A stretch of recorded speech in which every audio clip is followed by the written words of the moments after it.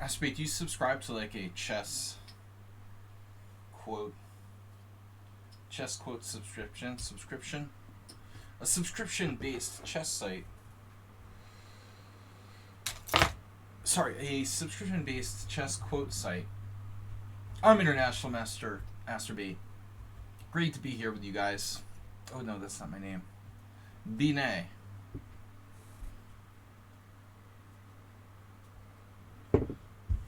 XXL Poker. XXL Poker Snowman. Our first game in the list is ABC FIGH. Then Randy Marsh versus Ars. Akshak versus Morales. XXL Poker versus Speedlight Chess. Asturbate against Brown Fisher. Elvienne versus Anonymous Ascendancy. Lunatic Pandora versus Barros Jr. And whoever else meant to send me the game, but I forgot. It's not my fault. This is my favorite stream. I love doing the analysis stream. Simuls are too stressful. Alright. What's up? Hey. Hello. This is Harlesburg. Hey, Sharky, what's up? Alright.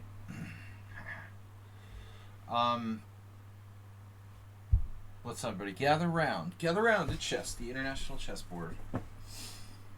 Alright, you see the board? Lance versus ABC FIGM. Oh, a game against Lance. A friend of yours for over 15 years now. I don't think I've ever played Lance. 15 years now. How's that, XL Poker?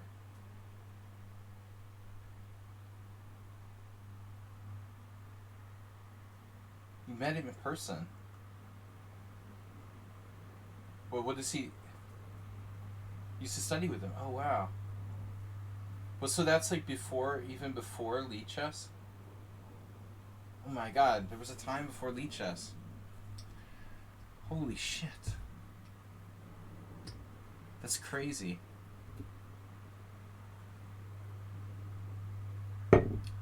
I've joined lichess in like 2016.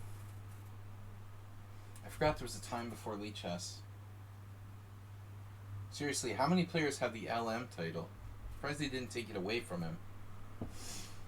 Alright. I send you a game, I know. But I have to tell you something. If you have to tell me something, I'll have to kill you.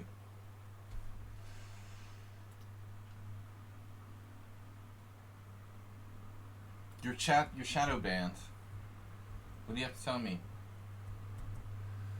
Is it a good something or a bad something? You actually didn't send me a game because I never get your messages. I think the active word would be tried to send you something. You would black against Shredojevich. Okay.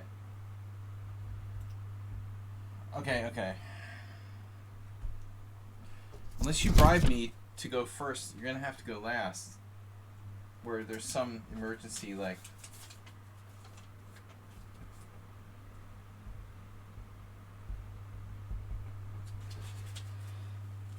Twitch simply suck. Twitch sucks. You were black what? Well, not last, but anyway, last for what we've got here. Maybe you won't be last ultimately. You're 8th place now. Shredo. What the hell just happened? What did I just do? Okay. Anyway. This is... You're black. Yeah, I know Shredojevich. We're all weak IMs. There's no such thing as strong IM. Versus Schumacher.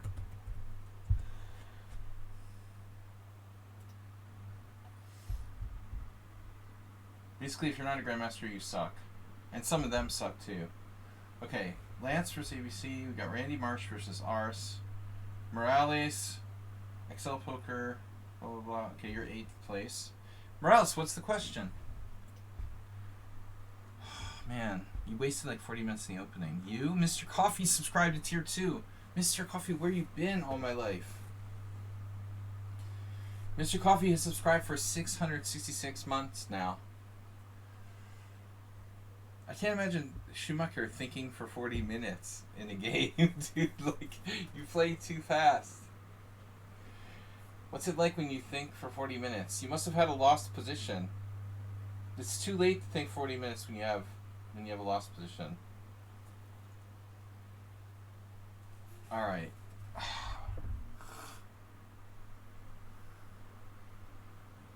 I'll be right back, guys. I have to get some medicine. And we're gonna get started.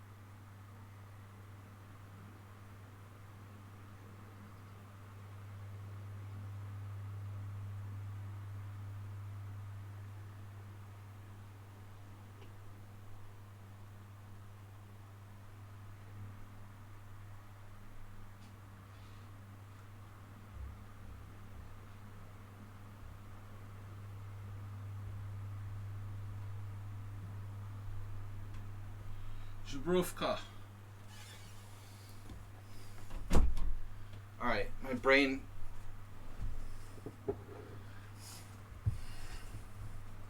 My brain is not working.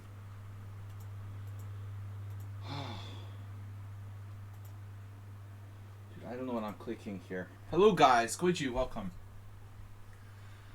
No, medicine is not beer. Beer is not medicine. This is medicine. Zubrovka. Alright. You went what? +2 in 8 games. By the way, I wanted to ask XL Poker if you said you had a rapid tournament last weekend or this weekend. But I had to leave last round for university business, so I didn't play against GM Piccola. Last round with White. He would win for sure. Where is Piccola? He's Serbian? I've heard of his name. Piccola. Next Sunday. Like this Sunday or a Sunday after?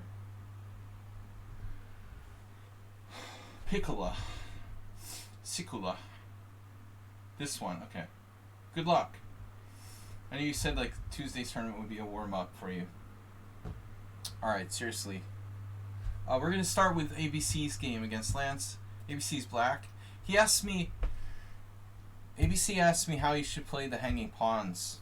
Like he got in this Tartakover. But XL Poker, you know LM Lance from like online training? You said you met him in person. Does he like live in Germany or something?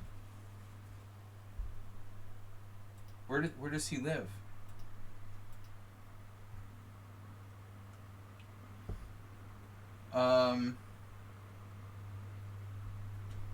How did you meet him? At the time in Russia. Oh wow. But he like came to visit or something. You didn't go to Russia, I'm assuming. You didn't go to Russia for chess lessons. Is what I'm asking. The last time I was in Russia was 2004. Hopefully the last time I'll ever be in Russia. Oh, you went to Russia for 2 weeks. Wow. All right.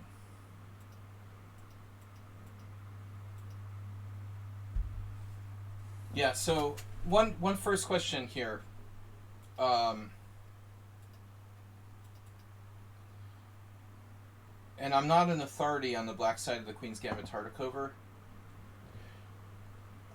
Onishuk beat me with black once, where he played like h6 right away. I don't really think it makes a big difference if you play h6 first or not. I don't know. I guess you need to to really No, h6 is always good. It's just a question I'm asking about whether you should play it, whether it's important if you play it before castling or not. I've had a lot of strong players play it right away, you know. But I don't know. There's nothing wrong with castles, I think. Knight f3, main line, h6, bishop h4, and now b6. And so white has tons of variations, but anyway, this is old school.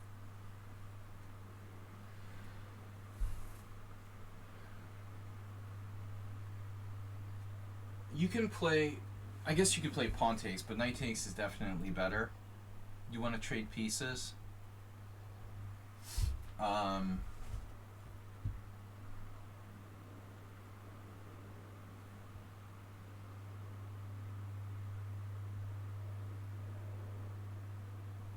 I don't know if bishop g3 is a move. I never looked at that. This is normal. I have had people against me play knight takes e7. And I've found some, I've had some games that are kind of frustratingly difficult for white to get something. I mean, I guess that's a plausible move. This is the normal way to play it.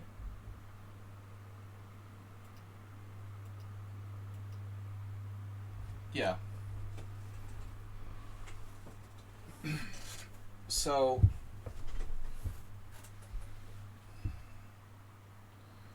I think it's Kappa was playing this with white. Bishop e6 is instructive, I think, because the bishop normally is fianchettoing. However, in this case, it's actually better placed.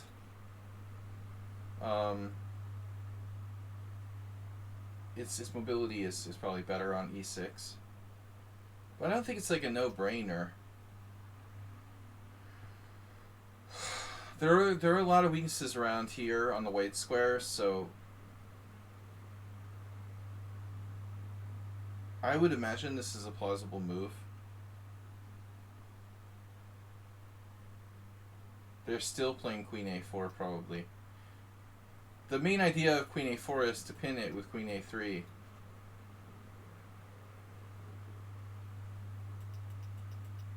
But anyways, this is the main line, bishop e6.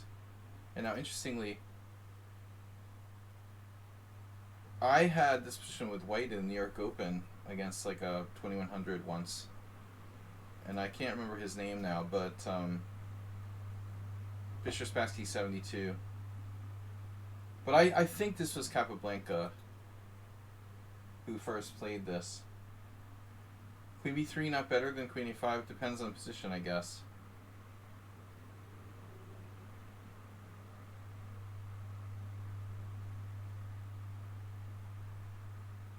Capablanca had kind of a fetish for queen a6, queen a3, I guess. Against bishop b7, it's possible. I mean, it blocks your b pawn, so queen b3 seems kind of weird.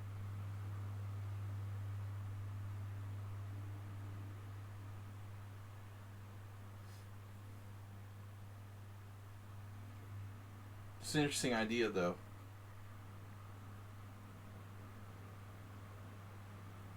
Rip Ildardo.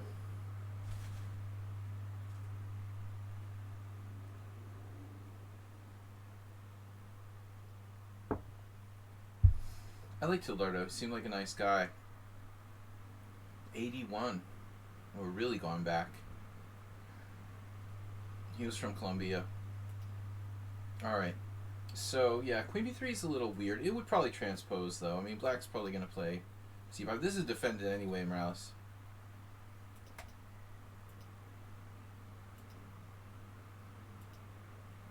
So he doesn't make an effort to stop c5. Here's a game, Babula versus Baganyan. I saw Babula at the Hungarian Teen Championship. I don't think I've ever met him before. But he has a cool name, Babula. Czech Grandmaster. Anyways, you notice that some people have played Rook c8 here? But I guess you have to ask yourself, is there any advantage in like telegraphing c5 with Rook c8 or playing it directly? You know, I really don't imagine that it matters.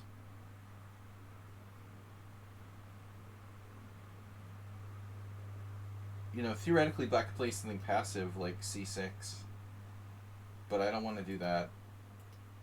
So you accept the backward, the hanging pawns. We're prepared to play hanging pawns.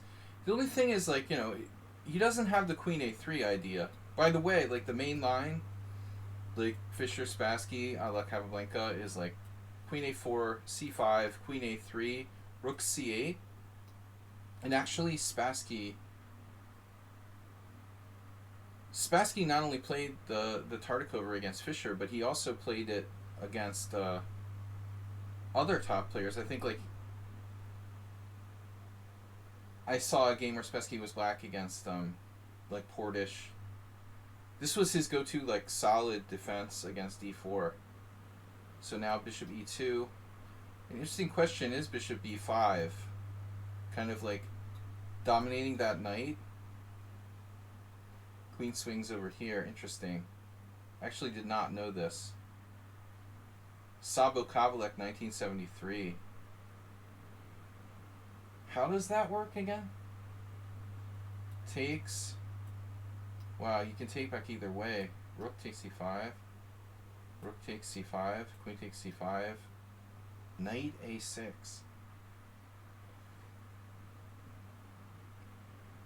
Here I was expecting a6. But, I don't know. Bishop e2 is normal.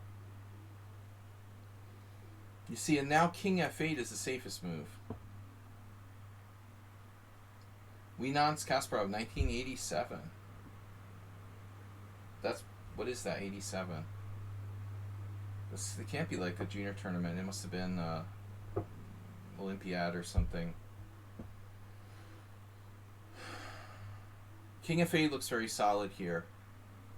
But Spassky did play a5. And I always thought this looks... It looks a little risky, you know.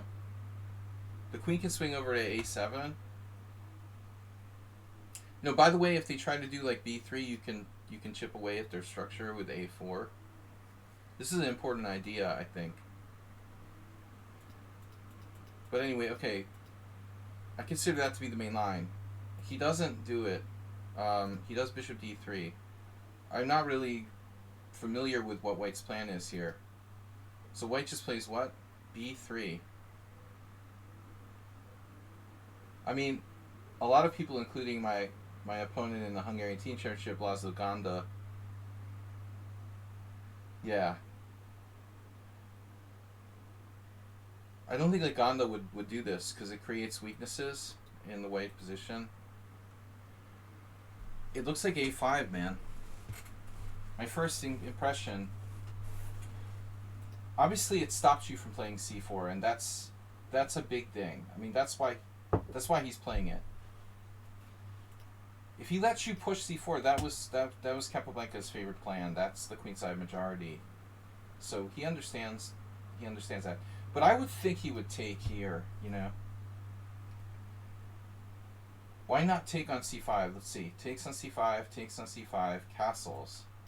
And now, what are we supposed to do? You have the dynamic pawns that can advance suddenly. On the other hand, there's not so many pieces on the board. It's not like d4 is going to blow him away or something. What's our next move? Knight d7, and then e4. Okay. White tries to fix the structure to make you decide to push this, take, whatever. You're going to end up where white has like a very slightly better structure. So we'll see if his move is as good. You know, b3. I'm thinking about this.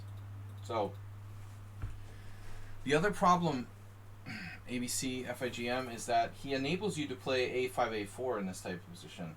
You have a lever against his b3 pawn now, which is what Gonda didn't want to allow. But maybe, like, Lance is a pretty good player. Maybe he has some kind of idea against that. I mean, if a5...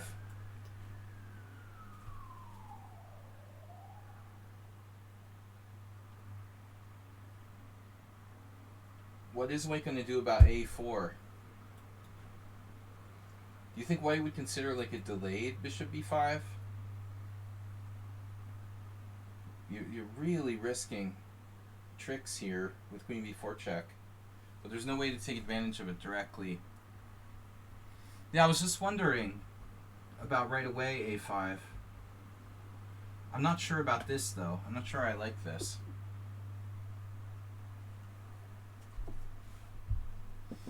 No, I think a5 is controversial. It's certainly not your most solid option. But there is a really tough question here about what exactly are we doing? Nigel Short, 1984. Short is a quintessentially important Queen's Gambit Decline player, by the way. You could do, as much as I don't really like Nigel Short, you could do a lot better than studying his games. One of the best QGD players. So you went knight c6. I'm concerned about the future of this knight. Like, where exactly is it going?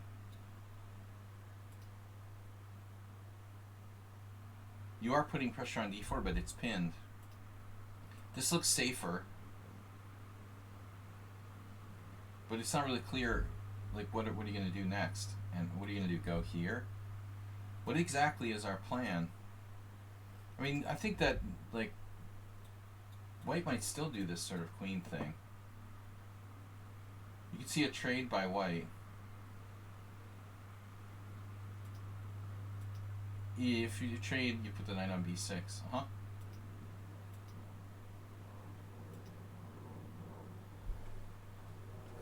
So now he takes, but he doesn't have queen c2.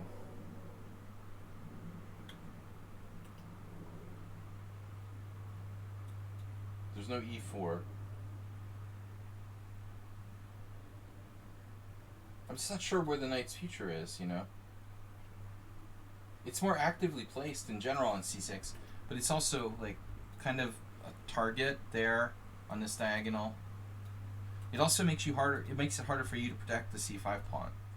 So this move is, like, more passive, but I mean, you gotta admit the thing about knight d7 is that it really, like, solidly protects c5. You never know, though. Like, White can try to undermine it later on. This bishop could move again and try to trade it off.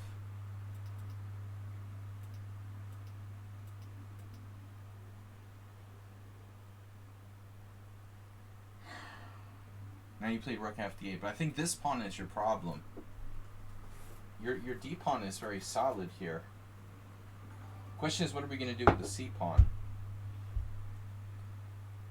If you play a5 right away, actually, he has what? Bishop e5 again? Yeah, but I mean, the point is, like, he can't exploit c5. He can't play this. It's hard for him to take advantage of c5. What's he going to do? Oh, bishop b1. That's a funky idea. Oh my god. Another reason to put the knight on d7. Morales with the Acer mate theme. And you have to do, like, a Korchnoi evacuation with king f8, king e7. Which we really don't want to do. So I think that's a takeaway. It looks like, yeah, there's knight d7 for a reason. Another move that should be considered, though, I guess, is rook c8. Kovac Gabor. Kovac Gabor has faced me in this opening. He's very solid.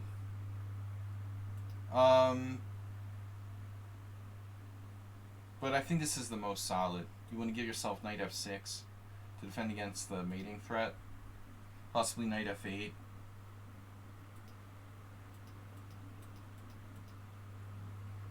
This is a very clear sign that white doesn't really have a clear plan.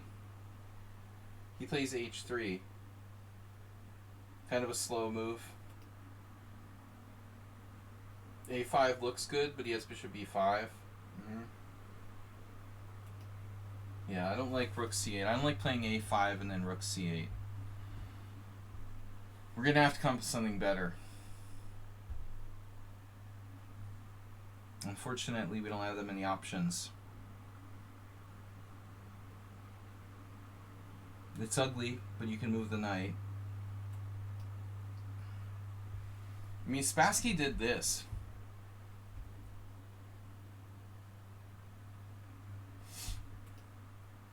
This looks like kind of iffy.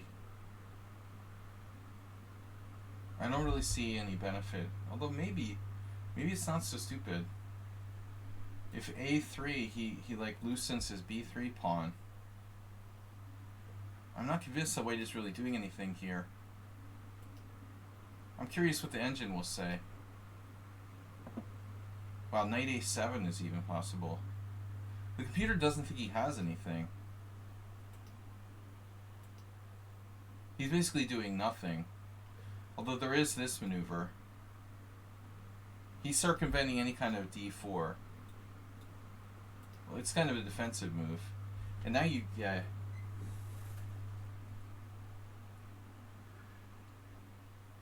blinked first, releasing the tension with c4.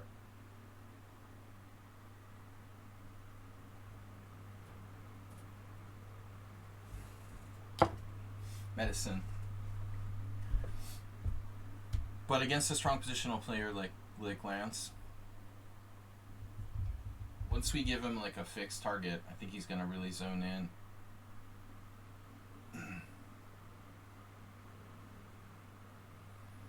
We want to try to keep the pawns fluid if possible here, unless you have a very concrete plan.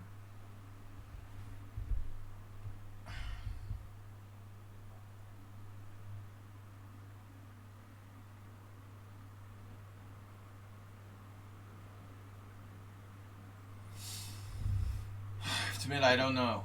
I don't know what to play. Maybe the Spassky move.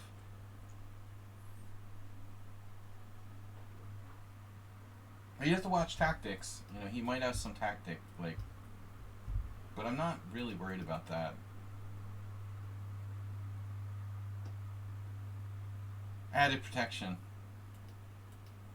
Yeah, I mean, no, there are definitely advantages of bishop b1. I mean, theoretically, you could play f5. But it's obviously, that's involving a serious amount of risk, and now the c5 pawn is in trouble. I don't know if I would play f5. I want to kind of play safe. Honestly, I don't really like rook c8. Maybe the other rook to c8 is better. Seriously. I mean, I don't think you needed to put your rook on d8 in the first place. This is so solid that the only advantage of rook d8 is it prevents him from playing e4. I like this rook behind this pawn, protecting a5. This looks like committal. And he just like locks down into the very fixed knight, good knight versus bad bishop. I think you're okay here, you know, like, but it's going to be like no chances to win and a little bit of like a grinding defense. And it's very typical, the good knight versus bad bishop. Why not rook b6?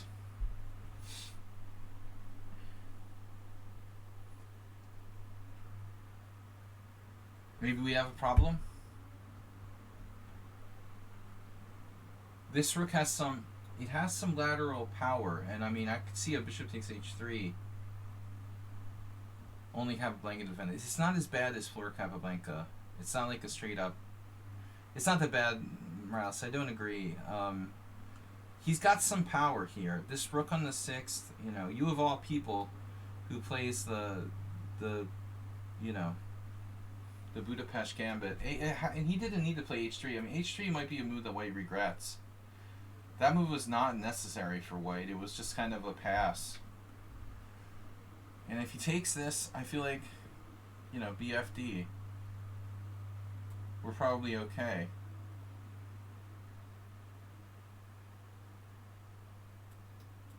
We're okay here. Are we going to lose a pawn for reals? Maybe. Maybe we're not okay. What you need to do is not lose rooking games like me. You know, you're gonna need to get at least his A pawn, and draw with 4 against 3 on the king side. You need to get his A pawn somehow. I don't think this is a win for White though, but I would probably lose it somehow.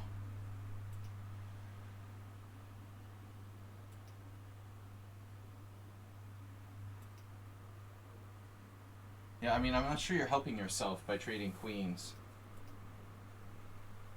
Okay, your pawn is... Actually, it's a good question, man. What happens if, like, a4 here? You could actually play... You could play queen a3. I mean, I guess this is a little concerning, because your king side is going to get ripped open.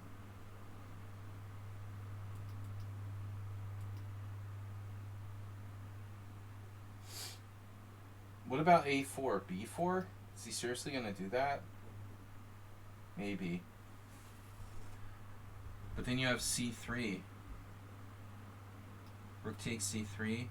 Queen b4. Rook c8. Queen takes. Rook takes d8 check. King h7. What's happening here?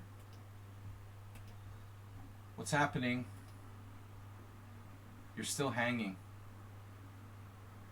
Even with the 2 rooks against the queen, it looks like black's okay here.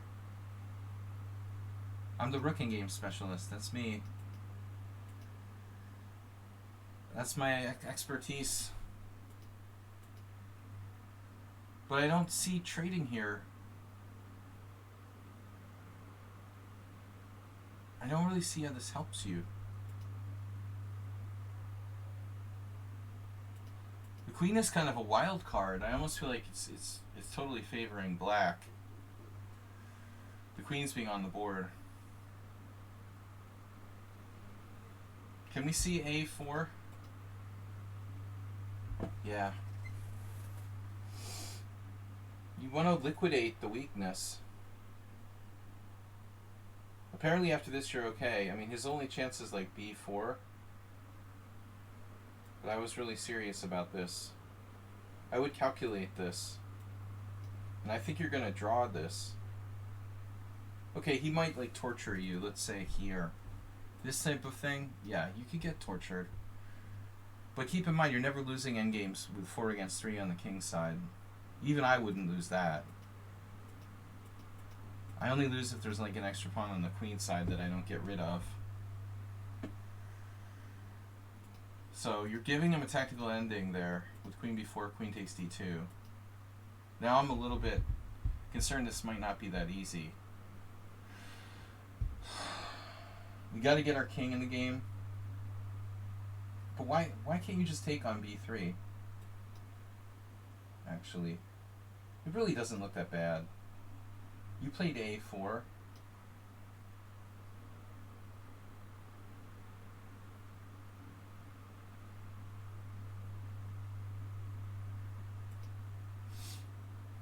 I guess the b3 pawn is kind of an issue. If you take here, what does he do?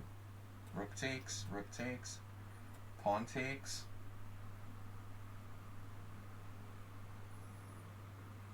It's a draw, but it's like Morales said. Not easy. What the hell just happened? Wow.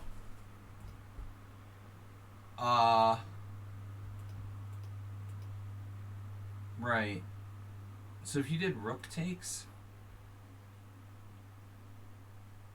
rook takes, rook takes, knight takes, no, rook takes, pawn takes, rook here.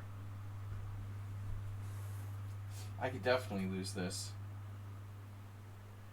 This looks a little tough. Here's the kind of endgame I would lose, probably, somehow.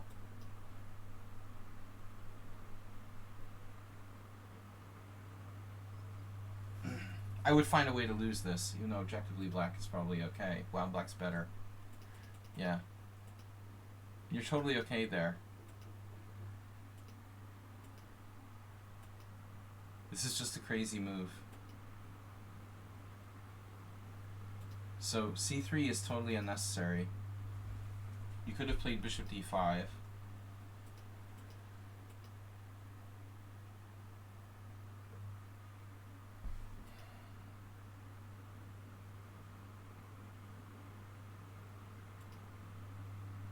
Now it's going to be tough.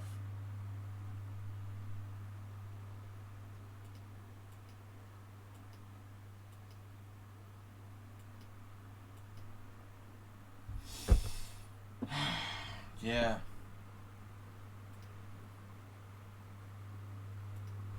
Yeah, a4, I don't know. It ends up just like being stuck there on the light square. Probably we shouldn't even play it.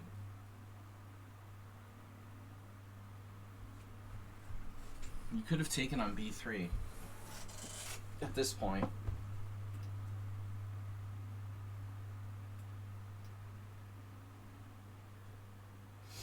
I think this is what would happen. You know, rook takes, pawn takes b3. And this should be not that bad. Rook a2, like king f8, rook a2, rook c5. You know, you shouldn't lose this position. Although it's definitely possible. How about like f4? See, the thing is, you can play bishop d7 and then you go to Capablanca floor. His knight's not really better than your bishop. You get your king to d6 and you can't win. Alright, good game. Very interesting. Our next game is Randy Marsh versus Arsenal.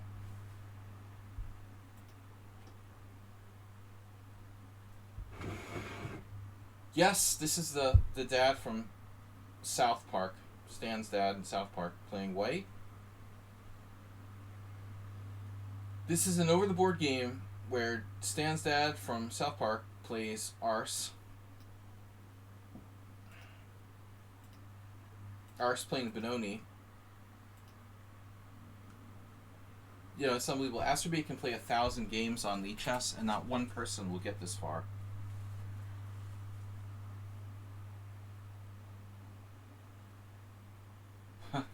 You can't even get a Benoni against anyone under 1800. It's unbelievable. It's just insane. Alright, e6.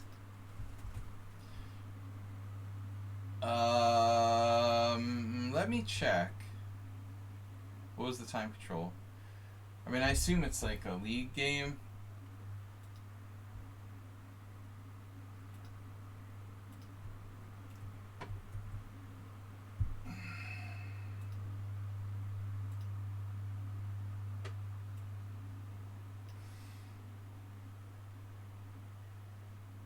For NCL. So whatever. I would assume it's like a standard. It's a very standard time control. Probably. I don't know. I'm just guessing. You can look it up, but I would guess it's probably like, it's probably 4090, and then add 30. Yeah, classical. But the British are weird. You know, they have more traditional sort of stuff. If the time control was longer or something, it wouldn't completely surprise me. But it's definitely a long game. So Ars got to play a flick knight variation, which is good for him because we had a couple of games in this line. This was in my repertoire at one point with white. I had some interesting games. I had a really good game with FIDE Master Chris Chase that I should have won. We had a match and I played this against him once or twice. I got pretty good positions with white. And Ars has studied this a bit, I know. I've also had some games with Asterbate, who's going to forget how to play. Check. And now FD7. There was a trend, promoting this move for a while. Topalov played it in the 90s. I don't know where it stands theoretically now. But I mean, this is the normal line. A4 castles, knight f3, and then knight a6. And now the question is, do you put the knight on a6 to b4 or c7?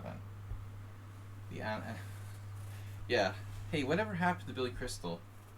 Is Billy Crystal still alive? Is he like 80? You never hear about Billy Crystal anymore. Was he canceled or something?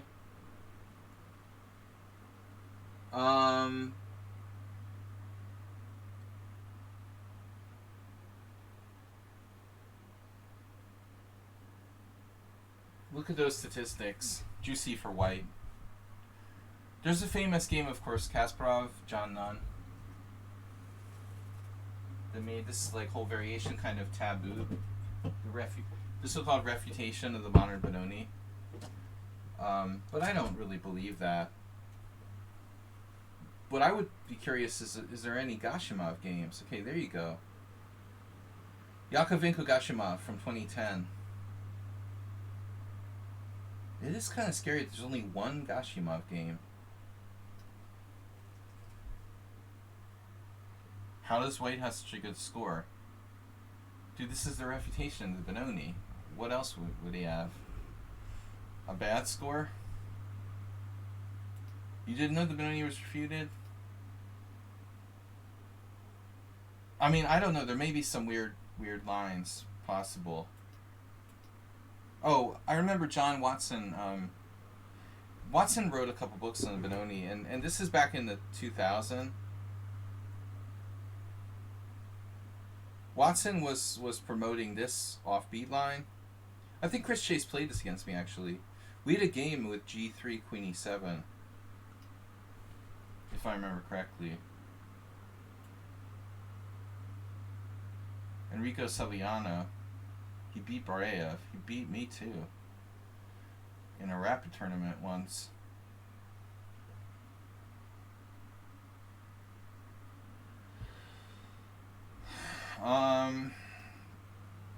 You liked Watson's French book. Yeah, Benoni was another big love of John Watson, but I honestly don't think it really suits his style as well as the French.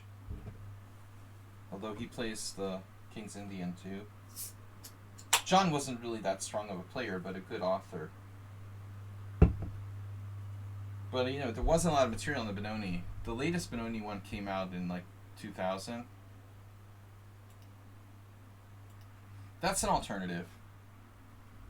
It looks like there's an Indich game from 2018. I mean, you'd think Indich would play it. It's Velimirovich student. Tal Velimirovich, 1982, and then Indich playing black in 2018. All right. Anyways, that's an alternative for black. So the other question is knight b4. My problem with knight b4 is that my feeling with this move is that it looks active, but every time I play with white against somebody who plays the King's Indian and they get a knight to b4, there's one thing that universally happens, the knight never does anything. It seems to be kind of I'm kind of generalizing, but it's amazingly how often that's the case. So knight c7 I think is what I recommended to Arsenal. They both have the equivalent score, more or less. Knight b4 feels more active.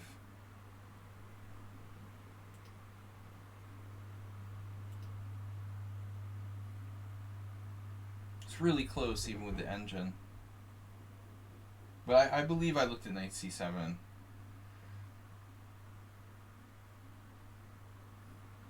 You can have your choice of minus 1.3 or minus 1.3. Take your pick. Probably a lot of main lines in the King's Indian. Why is it minus 1.3? The computer calculates depth 22.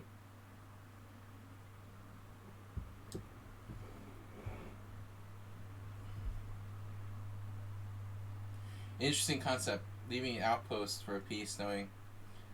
Well, I mean, I've just had tons and tons of King's Indians where the knight gets to b4 and it never, like, rejoins the rest of the forces. Oh, knight c7 wins now. No, it's like on my engine, it's knight b4, but it's really hard to judge. There's definitely something about knight c7 where you feel like, okay, the knight can get, like, crushed by this, like, oncoming... It does feel like we're a little more, smushed into, like, a small area. You don't want these pieces to be in, like, a box. Feels like we're in a box. So knight b4 gives them a little better spacing. But I don't know, man. I would subject it to, like, serious analysis. If you're gonna play the Benoni, you're gonna play this, I think you gotta be analyzing it out to, like, move 20 at least. Bishop d3. I'm sure that's not forced, but it keeps the pieces on the board. I don't know that black is really, excited about playing knight takes b5. But we'll probably do it if we have to.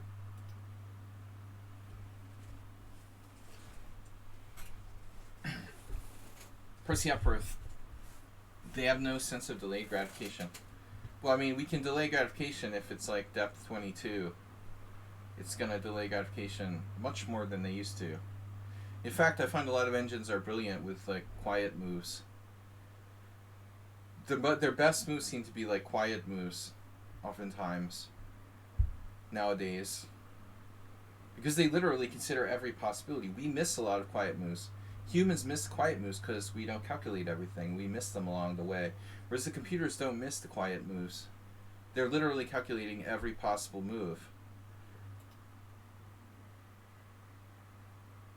I don't know about a6, but we got to do something. This is oftentimes a theme, and Arsenal knows that. I'm trying to think. Yeah, I mean, you can't possibly play f5, can you? Karstedt played it. Whoever Boscovich is played it against Ipachita. Wow. Dude, it, like, that almost loses by force. Holy shit. Alright, never mind. a6 is probably best.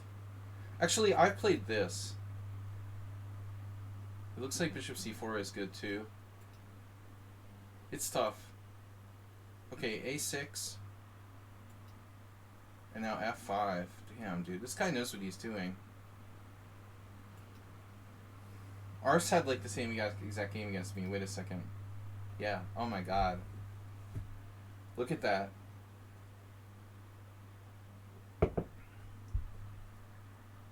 This is when, like, playing on my stream directly benefits you. Please tell me to avoid the Benoni at all costs. Sparkle Horse Arsenal fan, 2021, September. Exact position.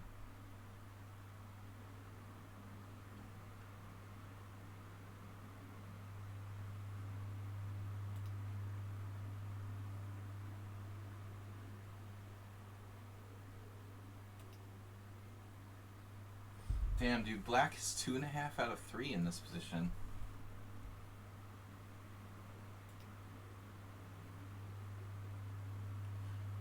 So the guy played the exact same move as me? No. This wasn't a whitewash. I wasn't comfortable. 100% comfortable with this. It was actually a tough game. I'm not sure if f5 is really right here.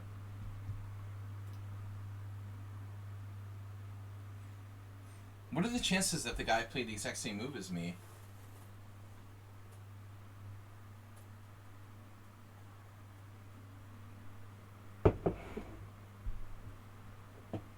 F5 has only been played 6 times.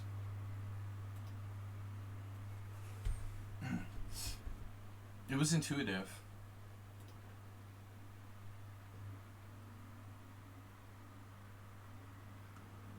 Stockfish likes it. It's top. It's a top move. I mean, I've got to admit,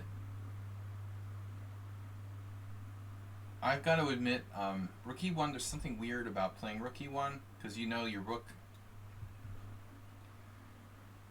The rook is oftentimes active on the F files. It's like I wish my other rook could be on E1. That's the number one move though. And ironically, there's games here with Queen E1. Golko Savan, 1978, and then like correspondence games. 89 game. Another Ipachito game. Well, I mean, yeah, similar to Grand Prix. But you don't have Queen H4 available, you know, which makes it kind of weird. Of course it's similar to the Grand Prix. But, you know, it's interesting that my move was chosen by Ars's opponent. It has a kind of bad score.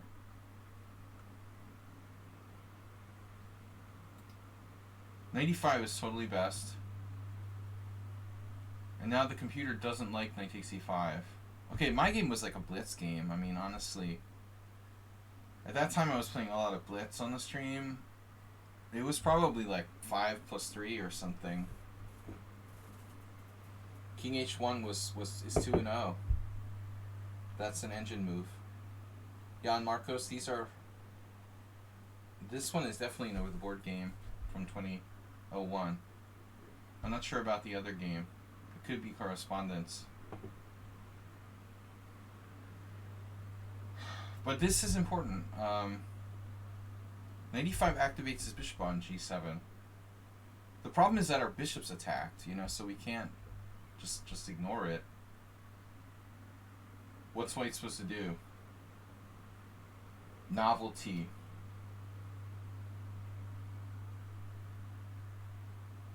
Bishop F4 is solid. Man, this knight on C7 is gonna have to resurface back on E8. Black's trying to hold together the dark squares. Looks like Bishop F4 is pretty good. Yeah, and definitely King H1 is logical.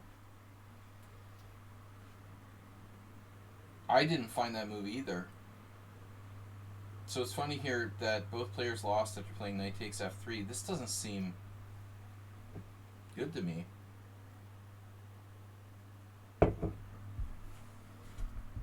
You leave the bishop, and on the other hand, like the knight's like getting in the way along the F file. Computer wants to play Rook B8, but I mean this. Are we gonna take on F5, by the way? The problem is it's protected. Shit. You gotta play sharply. Wow. B5, Bishop G5. Oh my god. Emil Salancy. RIP. Generally speaking, if you have to play F6 in the modern Benoni, it's like, rest in peace, bro. But I have a friend who plays the Benoni all his life, and he's willing to play it sometimes. He's a really cagey, combative player. It's oversimplifying to say you're automatically lost if you have to play F6. But I'm not sure here. It looks like Rook B8 is the best.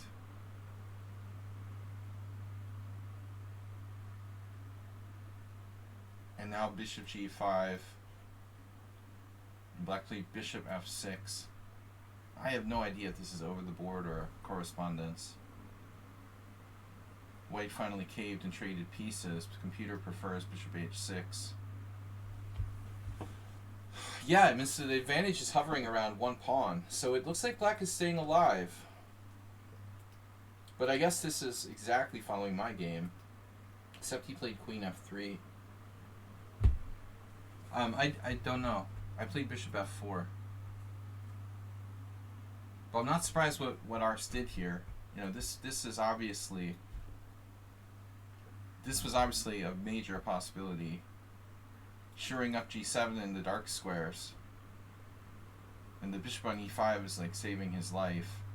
But he has to totally give up on counterplay on the queen side with b5. So it's a major trade-off. This has got to be a correspondence game. Necha Perenko? I don't think so. Queen f6. And Wei played f takes, g6 trading what? What is that? I thought this was a correspondence game, but he has recapture. Wow, that's weird. White lost. Could that be an over-the-board game? Queen h4 is interesting, provoking g3, and then going back.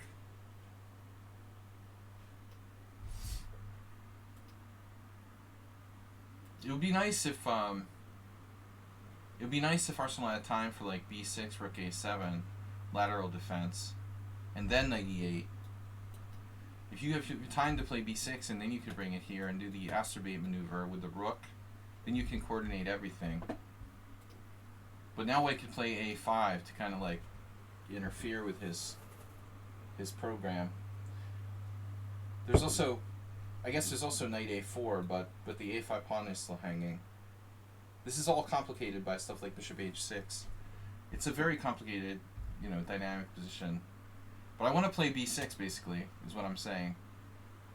We have bishop h6 followed by, you know, black has to seriously, my friend would sack the exchange, man, of course. Oh, you can't play bishop h6 because of queen h4. No, bishop h6 has a problem. Okay, queen h4 forcing queen h3 would like wreck his structure. Oh, that's what happened. This guy, yeah, okay. Yeah. Well, I mean, White played bishop f4. But I think you could sack the exchange. Of course, objectively, black probably doesn't have quite enough compensation. I agree. The bishop is a monster. But just like hypothetically, you know, b6, bishop f8, king f8, you're getting mated. We have to defend. So you could theoretically play like this and give up the exchange. But I don't like a5, fixing our queen side. We can't justify giving up the exchange. So white has a crushing space advantage here. But Ars has to seriously consider taking on f5. I mean, this move has major ramifications for both sides.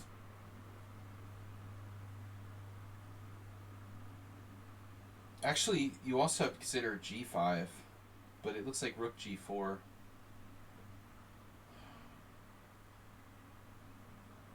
I mean, you still have f6 and h6. You have to like consider both options, closing the position and playing pawn takes pawn to isolate his pawn. I mean, this is definitely risky.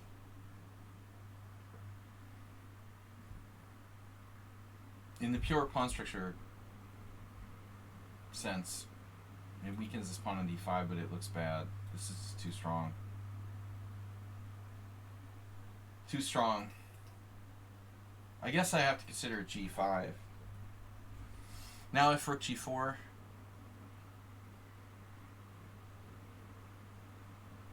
there's the sealer sweeper. What do we play, f6 or h6? h6.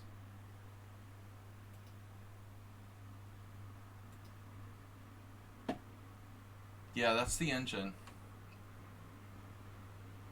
h6, h4, knight f6, draw. Let's draw a repetition.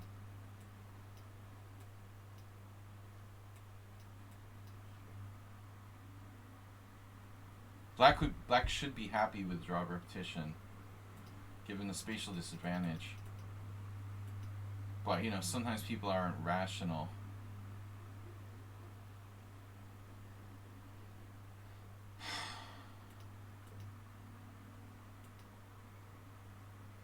Okay, so he keeps the tension. He keeps g5 in reserve, but white has like rook f1. You could do like take and rook f1.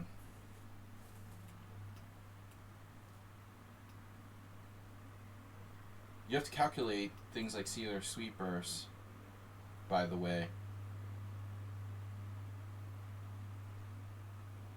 You never know when some crazy shit might hit you. But probably this, followed by this, and then if this, you just take. There's no time for white to really get his game on.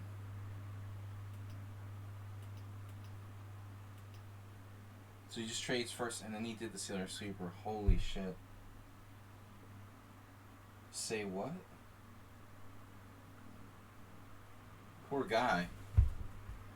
So if he goes here, are we going to play knight d7, or are we going to play king g7? Does it matter? Dude, I don't understand what white's doing here. I mean, it's something, of course, you consider this line.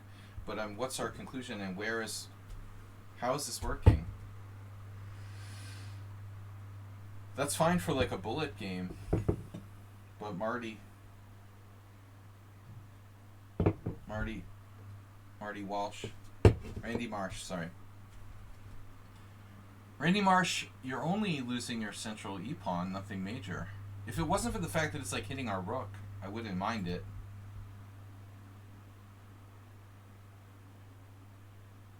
I mean, black has plenty of time here now.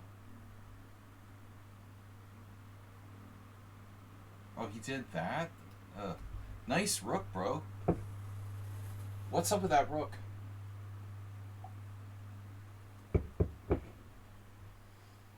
Damn, he has a5? Are you effing me? Oh my god.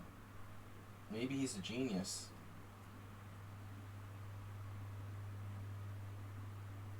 Okay, there's all kinds of possibilities here. There's like bishop f5, for example. That's what Ars did. Ars gave up the c-pawn and changed the structure. Yeah, I mean, I thought we had b6. But a5 is really interesting. Although even this deserves consideration. You've got to analyze this out.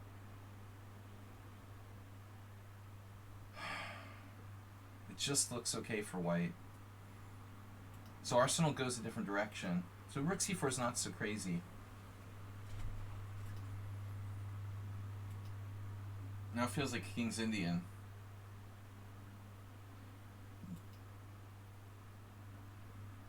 Yeah, 5 pawns each. It's got to be a draw. There's too many weak pawns for both sides. This should be a draw. Can we say black is better somehow based on the duo here? This nice duo of pawns. I want to say like black's better based on the duo. I mean, you have rook f7. I think if black honestly could get like knight e8, so the perfect setup, let's say, like knight d6, rook over, and start pushing the duo. You know, on paper, I mean, this is a nice duo of pawns. What's black's best move here? Knight e8, preventing rook c7 and blockading from the best possible square. Wait, that's this. Then our pawns have to go crazy. No time. Yeah, I mean, I like the duo. I feel like black's a little better, but it's a draw. The engine concurs. Evaluation is 0.0. That seems somewhat drawish, though I would give black like a 0.1, 0.2 advantage.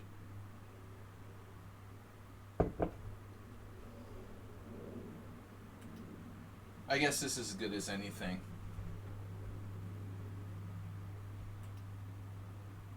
This guy could get outplayed. We still don't have 98. And Arsenal's impatient here.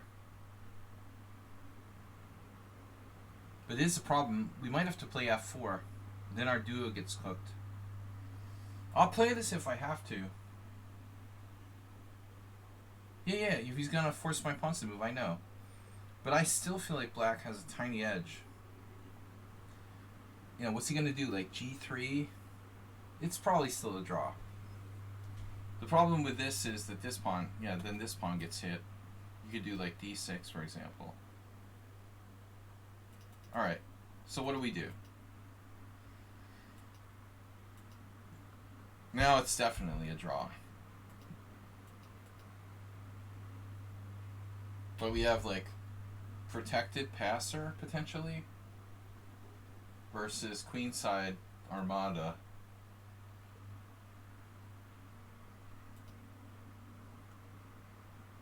I mean, shouldn't black seriously consider a5 here?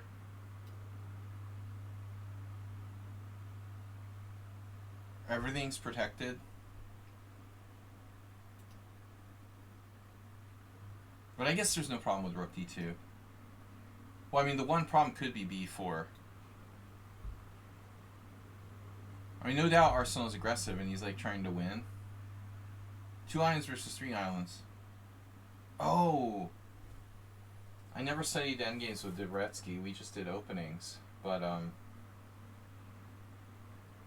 I know all about islands. I'm like a pawn specialist, but I'm terrible with rook endings for some reason.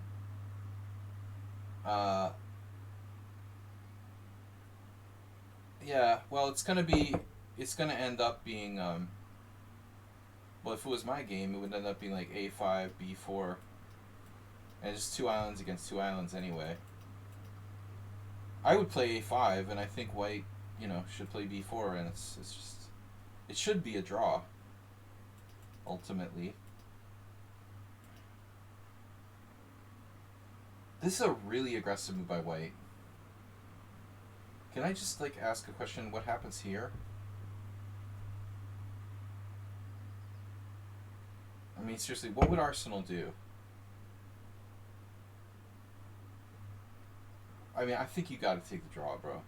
Check here. What are you gonna do? You gonna trade rooks? Are you gonna lose your a pawn? What are you gonna do? Trade rooks and play rook a8? You got to take the draw here. So white is essentially like risking with rook c1. And I don't think he's justified in doing that. The best way I can hope for is like perpetual check. Feels like both sides went too all in now.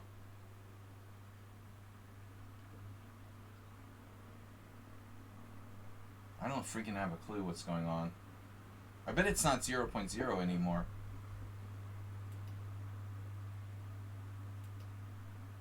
Yeah, he's going for the clear doubling on the 7th, but now e3 threatens mate in 1. Oops.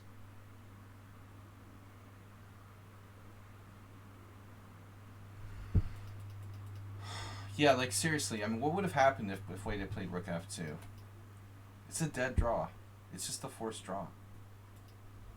Man, I mean, is white thinking he's better here? Or is he like just miscalculating? Trying to draw in a more active way and like losing the game? Oh boy.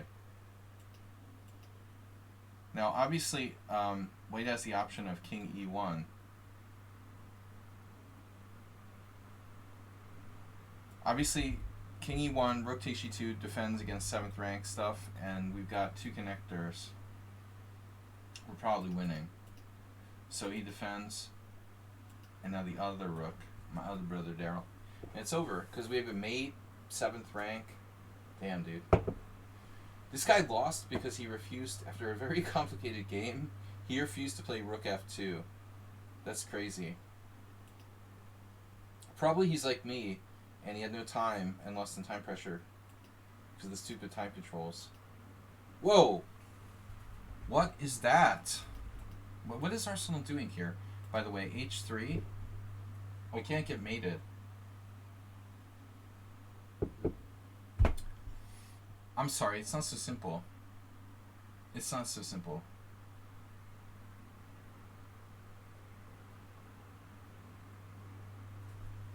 Yeah, h3, best move. We can't go to the 7th. I was thinking you could go to the 7th. But we have rook e8, right? You could go here.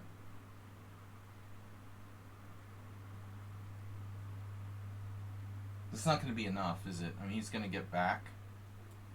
Baby got back.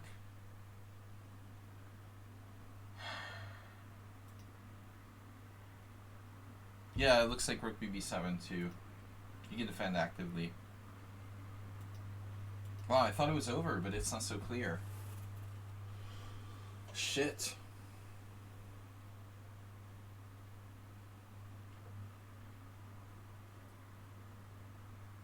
Oh my god. Do we have anything? Wait, rook f4? We just get behind us, so we're not winning. Wow.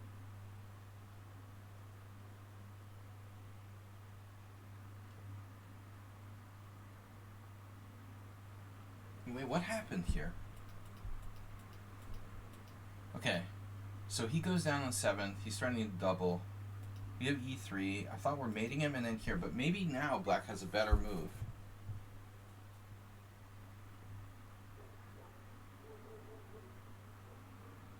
There's always f4.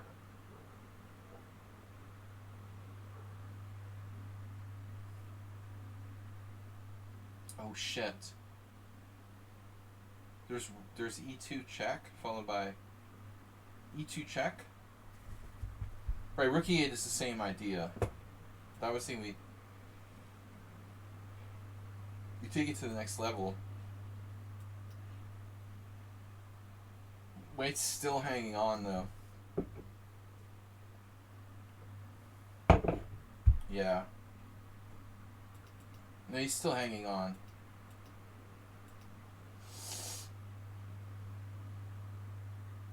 Oh shit. I just realized something. What if Arsenal just makes a bridge? What if he takes him to the bridge? Wait, king f1. Can we take him to the bridge with rook f7?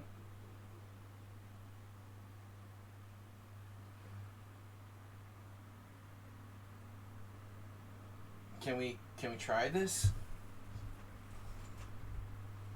No more mates?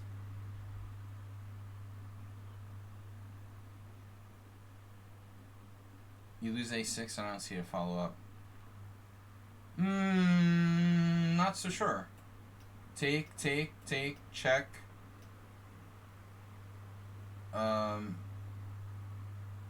It's pretty chaotic, bro. Our pawns are a little faster. You know? I'm really not sure what the hell is going on here, but I don't think that black is worse. I can guarantee that. Rook f7.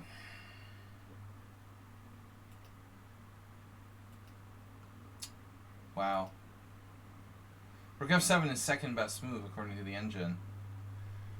So I don't get it. So he missed something. Oh, rook f7 right away. Was that what I was saying?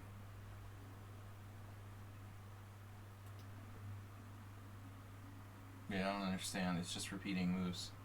Rook e8 works? Rook e8 works. Wait, rook e8 works? They just keep repeating the same shit all the time. Rook e8 works? Oh my god. Yeah, I mean, rook f7 is the last, last resort. We'll do this if we have to. We still have chances to win. But you had even better. This doesn't do anything. It's just like bullshit. It just repeats position. So rook e8 is the only other move. Rook fd8. Rook e8. So e2 is wrong. It's rook e8 right away, threatening e2, which someone said. And now here, rook ed8, rook ed8. That's hard to find. Not obvious. We can get behind the pawn and then f4. Now we're threatening to double on the 7th. So it's a really, really subtle. We gotta like trick him into going passive with rook c1 and then letting us double on the 7th. Not an easy win. I don't think it's that simple, especially if you're in time pressure. But now after this, it looks like black has a problem.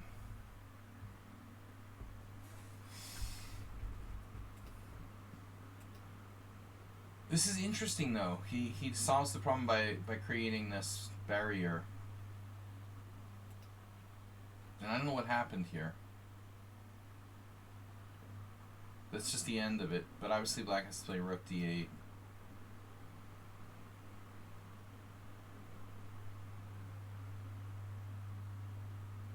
Rook bb7 forces a draw. Right. Right?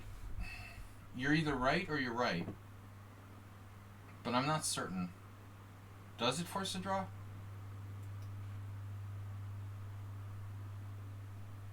It's not exactly a forced draw. Don't jump to conclusions. Oh, you have this? Okay. Yeah.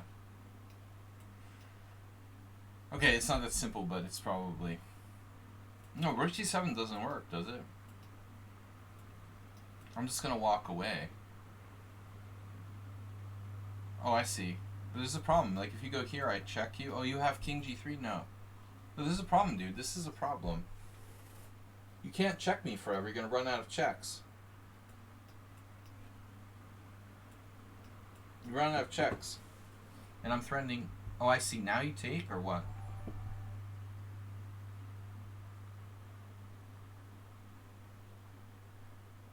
The problem is, like, you know, I'm not sure about this. I'm threatening rook h1 check.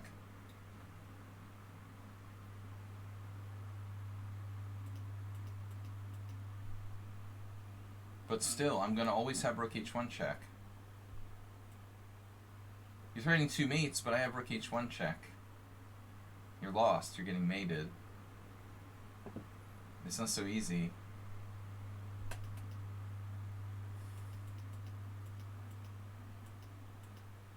So black's better off. But I mean, white's better off just like trading rooks if he can get it. Now it's a draw after rook b8. Trade, rook e7. As long as that pawn is not supported, it should be a draw. But I don't understand what happened. The game just stopped here.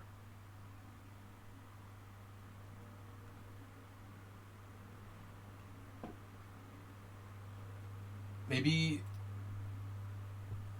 Arsenal lost on time. Yeah, but time ran out for who is the question. Yeah, I mean, around move 35, it makes sense. Or maybe they agreed to a draw. I have no clue, dude. Any result is possible. I guess here, black has f4. Black's not really in danger of losing. I don't like his king, though. White's about to pop those pawns. Anyway, alright, interesting game by Arsenal. We don't know the result against Randy Marsh. Akshat versus Morales. Morales in the house. Guys, support the stream. Where's our first hype train, by the way? Man, why am I drinking all this alcohol for nothing? I can't even afford it. Drinking tons of expensive beer here, and I can't even afford it. Got no... Mr. Coffee did subscribe.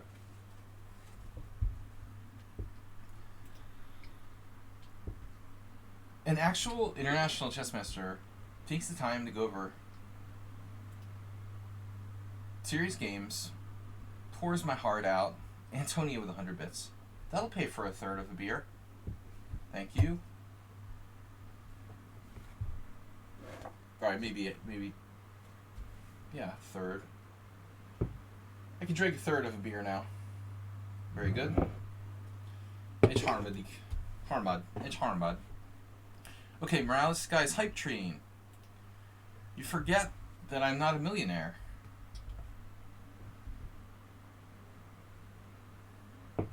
Okay, e4, e5. Nice. Petrov. This is where I like vomit all over the board. Blech. Knight c3. Ugh.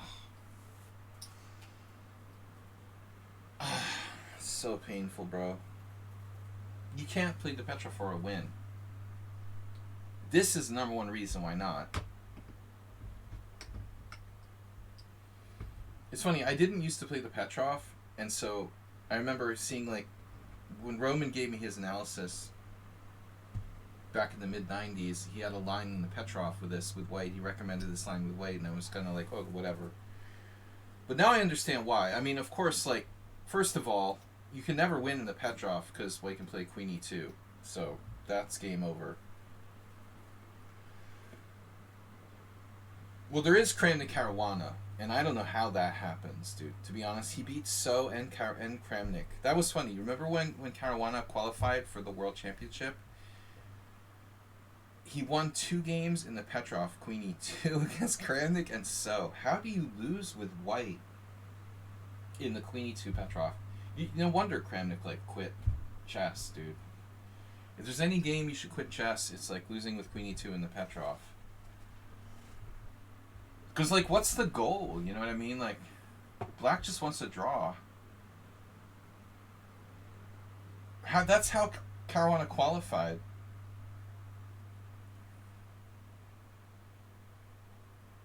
Marshall would do what? He would avoid the exchange of queens. Sure. What if Frank Marshall was playing like a 1500, and after d3, he just exchanges on e7? No, to see, you know, good luck winning this position. No, seriously, good luck winning this position against like a Frank Marshall versus 2150. There's no guarantees you're going to win this. Though I had fun watching Lichess beat Walt Whitman in a first Saturday GM. Lichess just like went off on the queen side. He didn't care. He was all over the place. He was like a5, b5, c5. He was just expanding all the shit on the queen side. But this is something else. Anyway, so knight c3, it's like super solid. It's also kind of can be played aggressively for white. Asterbait gifting tier 1 sub to ICTs. So speaking of Lichess, Zlatko's line is knight f6. But it's kind of like weird guy, you know, his rating has dropped like 250 points. Like one day you wake up and you stop playing the Najdorf and start playing the Petrov, but you're still playing for a win.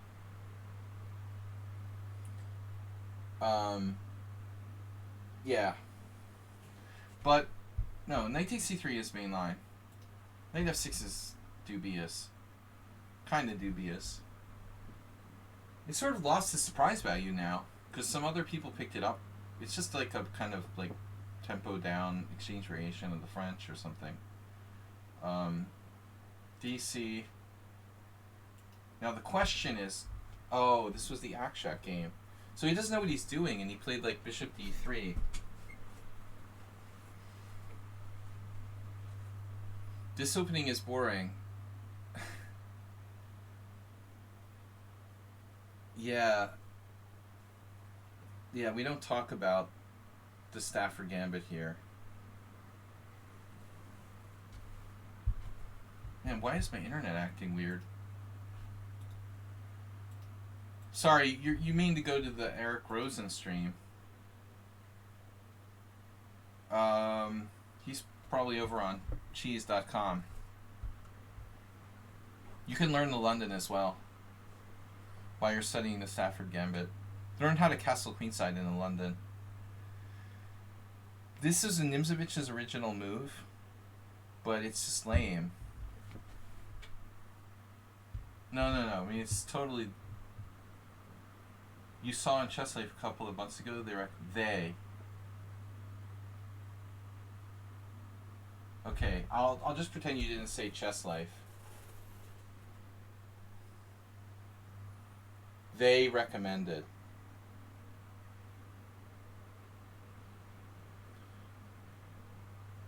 Do you want to be more specific, Uber driver?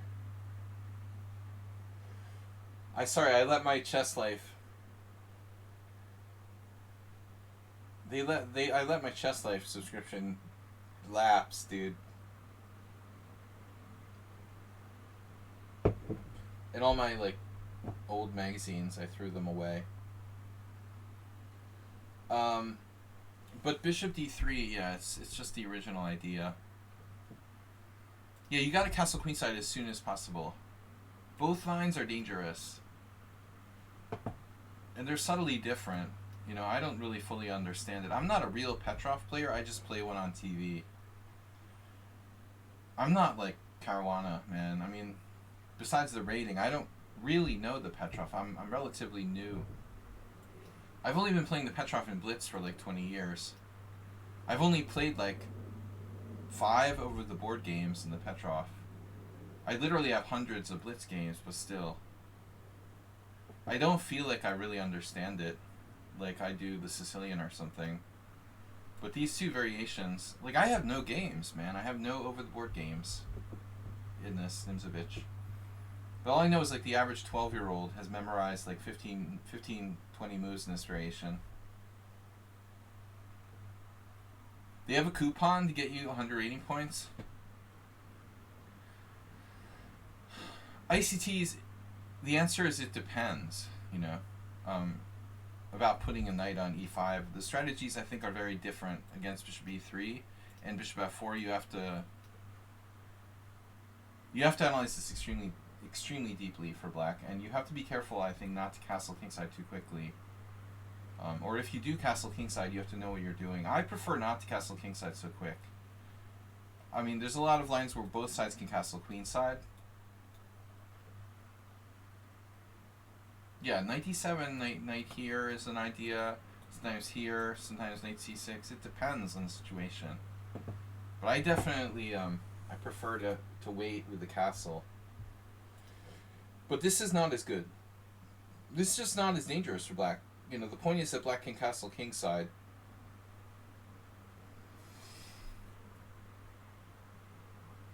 You know, having said that, again, you don't have to rush. I mean, it looks like knight d7, knight c5 is like an extremely logical plan. Akshak. Just in time. We're going to hit the bishop with knight c5. Oh, so Morales actually did play knight d7. Okay, that's probably best. But I wonder here if you should hit it right away. I mean, dude, that's the logical move, isn't it?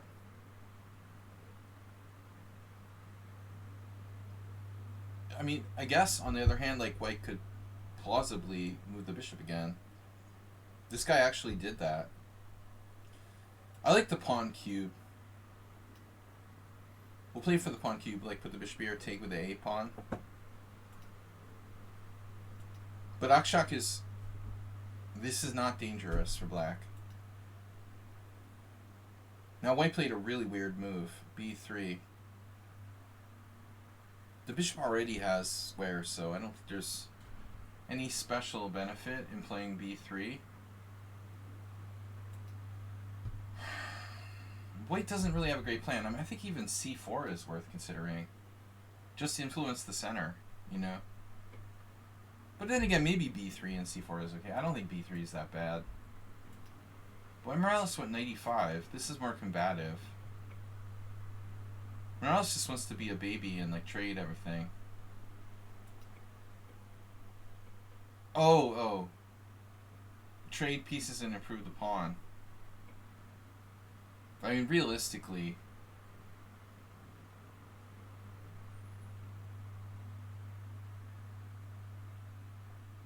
Maybe if you're Magnus Carlsen.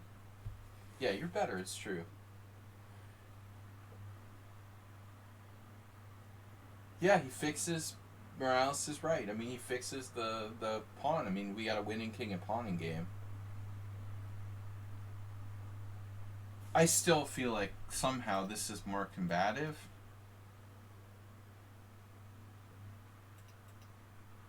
White doesn't have to take on e5, by the way, Morales. I mean, if he was going to be... I guess if he was going to be really safe, he might consider this move. Or just let you take it. Well, bishop g4 is a threat, so he has to do something. Bishop e2, bishop f6. Maybe knight d4. Nowhere to go. Yeah, this is pretty lame for white. I don't like it. Queen h5. Get out of here. What? Queens, they don't jump over things, dude. Knight e5, pawn e5. Oh, queen h5. Dude, you're so primitive. My god. What an animal. It's like Frank Marshall himself was playing white.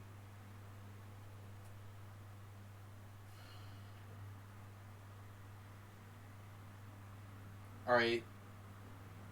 I give up. I'll play f5.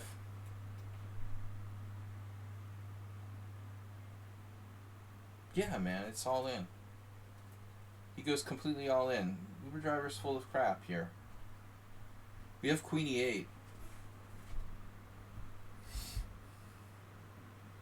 I'm just going to play queen e8. It's not about an attack, you know. I think that all that matters... I can even play bishop d6. It's about the pawns, you know. Black doesn't have to win by checkmate.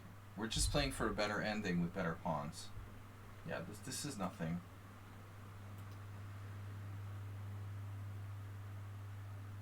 Computer thinks that white is equal here. Really? Check, king h8? What? Rook d1? It thinks it's equal. It's giving white 0.1 advantage? What? I'm having some trouble believing that crap. Queen e8, and you're telling me that white is better in this position? Dude, get a little depth. I do not believe this. I do not believe this. This is unbelievable. It's playing the Caruana. Carlsen Caruana. F4 G5. That's like the Sveshnikov game. That was a good match. I enjoyed watching. I mean, dude, this Sladgie and everybody's like, oh, it was such a great battle between the Pomniachi and... does anybody here really think this match even came close to Carlsen Caruana? Honestly? That was a much better match.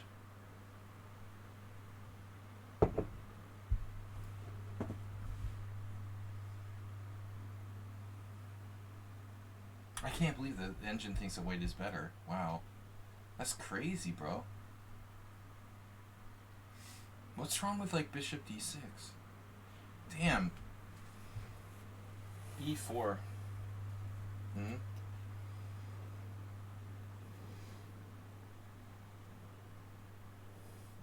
It looks like white has a blockade.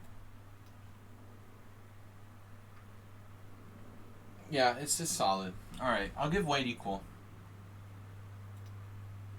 Yeah, I admit, black probably can't win. We're not going to mate to the king and pawn game, or else.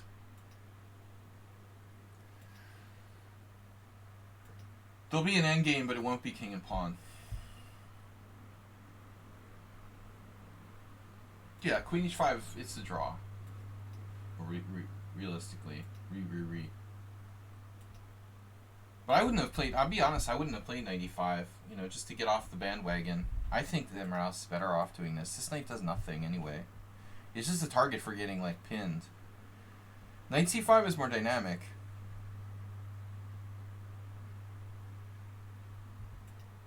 And we keep this open for us.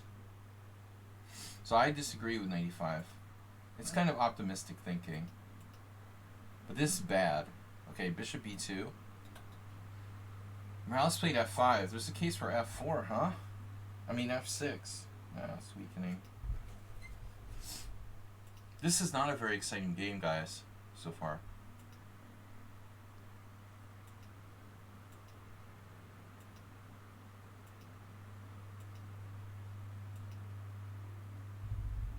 Whoa. Okay, I need to know who's playing for the win here.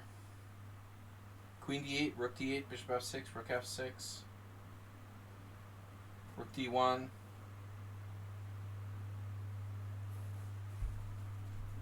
Me.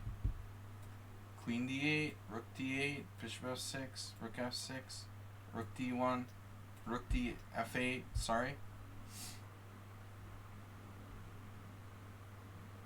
Oh, there's bishops on the board. Okay, it should be a draw, but black's a little better. So long as we don't go straight into a lost king and pawn game. Dungeon doesn't even give you anything. It's like 0. Wow. Queen c1 is combative and risky. I think that's Morales exploiting it by not releasing the tension. And this doesn't help white. That was bad by Akshak. He set himself up into a kind of bad situation. Now it's just like clearly better for black. You got the majority, and white's bishop is out of play. Yeah, this is very powerful. You're right on the verge of playing f4. Don't you have it already? Actually, Morales? Doesn't f4 just like pulverize him here? He takes with a g-pawn and it's okay. I would think like you're totally winning after f4. Obviously, you know, queen f4 loses the exchange, so he has to take with a pawn. But this is hard to believe, man. I mean, a bishop on a3 and his king side is like ravaged with nothing to protect it. Check out his king side. You've got stuff like rook f6 and over, and over, and over, and over. We love you. We never want you to leave. Yeah, -4. Damn, Morales, you should see this. f4. Does he have an out? Queen f4, bishop takes e3, queen d6 or something? No. Damn, does f4 just kill him? Ooh, it's like murder. Dude, you missed f4 earlier. You missed it earlier. Oh, I wasn't sure with the bishop on d7. I thought, like, once you put the bishop on c6, it's not in take anymore. It's definitely a thing. But you definitely missed it now, bro. g5. g5 is way riskier than f4. You're still good. I mean, it's still good. It's not that risky, actually. You can't take it. There's some problem here. Are you telling me this is a problem?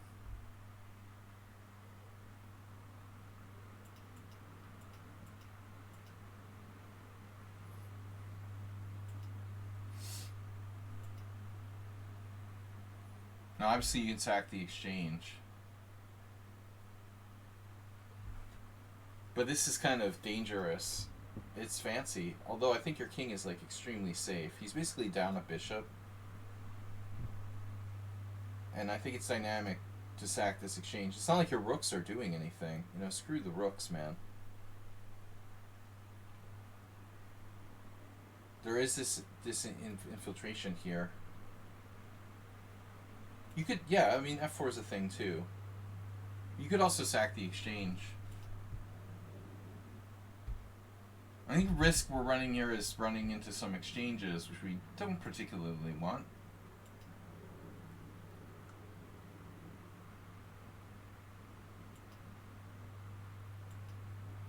Ugh. It's the worst bishop ever. White has got to be like, how did I leave that bishop on b2? Nice move f4. So now e3. He's starting check. Okay, king h8. And pawn takes pawn. So you had to play bishop e7. Alright, I get it. White's kind of short on squares. Yeah, this is over. It was a massacre. Not sure about queen h6. We gotta have something more dynamic, no? Maybe queen h6 is... Maybe queen h6 is, well, the point of bishop b2. Yeah, I don't think he should have ever even played b3, but whatever. I try to tell people all the time that your bishop is developed on its original square on c1. You don't have to move it, first of all, and you certainly don't have to play b3. Alright guys, we're drinking another third of the beer, so the last third.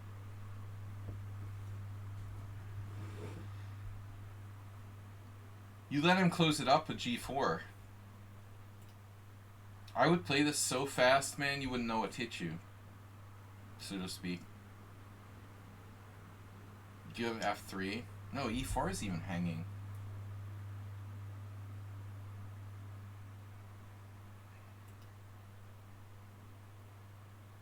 Yeah, man, I mean, obviously, you play g4 here. Black's still better, but the thing is a little locked up now, so now it's hard to penetrate. We have to go here, we have to protect this, and then regurgitate our whole position. Yeah, but I mean, he has a chance to survive. You know, you gave him a lot of chances.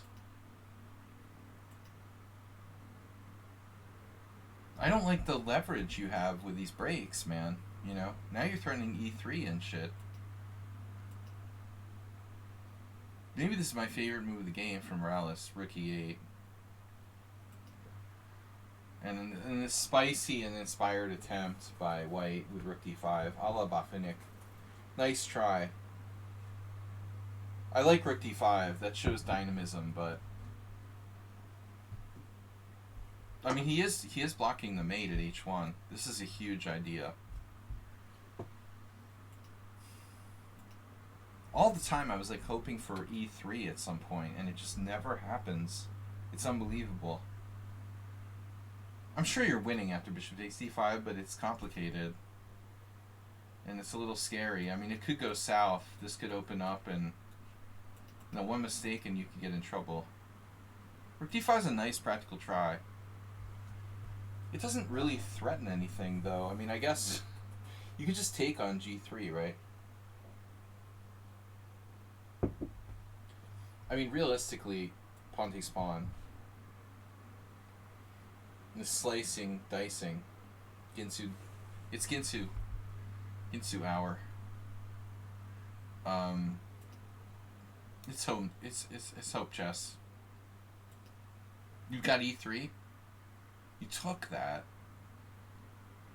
dude. E3. E3, rook d6, e2. Dude, how is he holding this?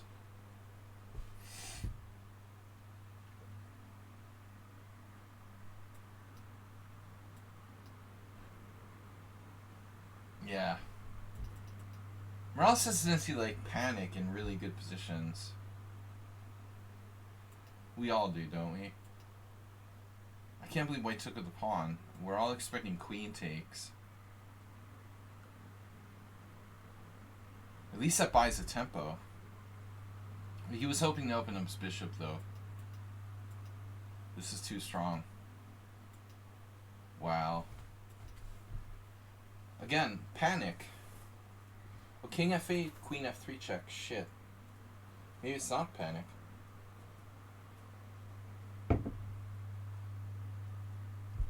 What, you have e2? Oh, you have it. You have e2 and queen h3? Oh my god.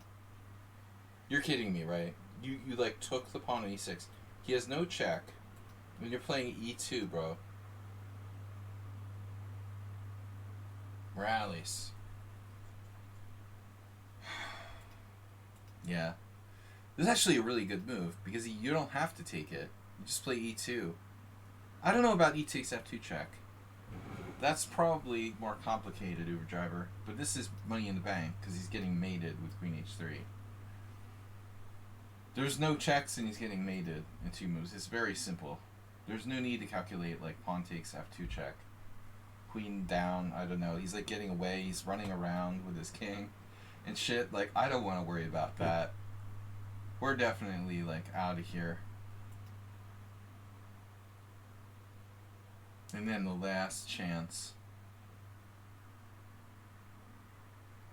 Unfortunately, queen f3, e2 still works. Clearly that's the end. Yeah. Alright. Interesting game, guys. We're taking too long in these games. Alright, Speed Light Chess versus XL Poker. Guys, don't forget to donate. You don't say, the bishop never really got in the game. Asterbait gifted tier 1 sub to ICTs. We had 100 bits from Antonio. We're looking for a hype train. Where's move 11? Mr. Coffee subscribe, tier 2. Coffee, are you out there? XL Poker, oh, this is something I discussed with move 11. The A3. I don't know what this is called. XL Poker's black. See you later, man. But here I have like a divergence. No, I guess D5. So C5 is the best move on the board. Not sure, Uber driver. I was kind of like not sure. No, I'm not sure it's the best move on the board. I mean, the thing is, like, C5 is more dynamic than D5.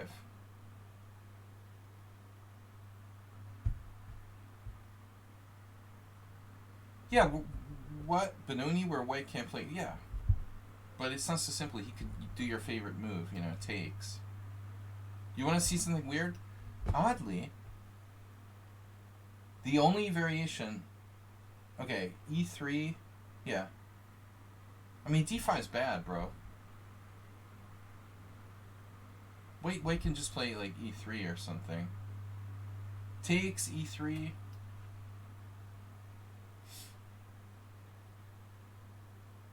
It's just going to transpose to a queen's getting accepted reversed. Bishop f2 check. Ah. Think b4 is a great idea? You don't say. Now where do we go? What about like the... You see, knight e4 is a big blunder because of king e3. That's like the fried liver. After that, white's completely okay. I'm just kidding. Actually, white's probably in big trouble, but it's not as clear as variation B. Is it? Man, some guy actually played this? Are you serious? A 2270 played this, King G3. How does this work?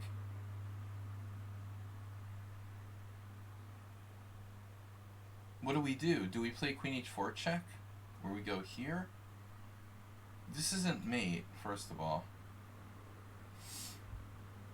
We are gonna... Let's say rook a2. No, you're not going to play queen takes 1. You're not going to play queen takes a1, Uber driver. I got news for you. It's not hanging anymore. Uber driver, you know everything. What are you going to do about that, bro? Show me the forced win.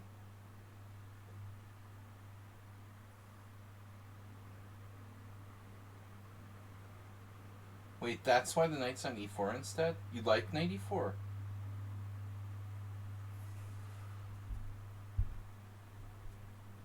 No, immediately after king f2. What? Immediately what? Well, this is the question here.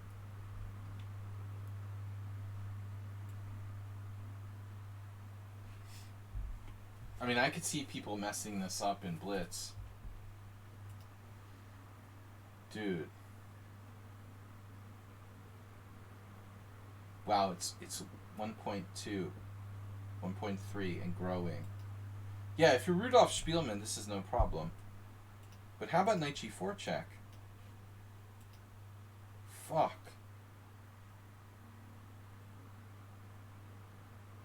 It's not even a forced win. Oh my god. No one's played my novelty, King E1. Sladgie variation. Dude, the Sladgie variation is totally playable. Oh my god. It's not clear if it's the best move. It's not.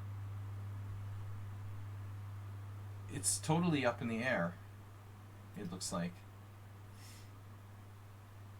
Now it's coming for King G3. Sladgie variation.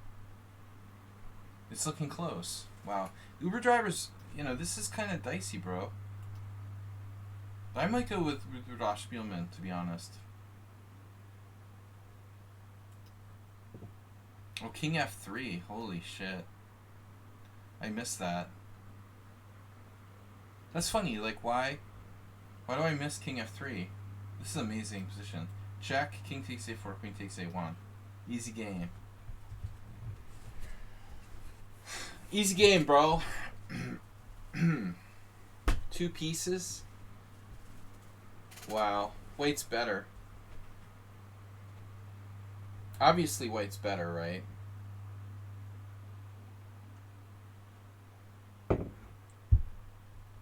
Chess is easy. Never believe... The only lesson we've taken from this is, like, never believe anything Uber driver says, for sure.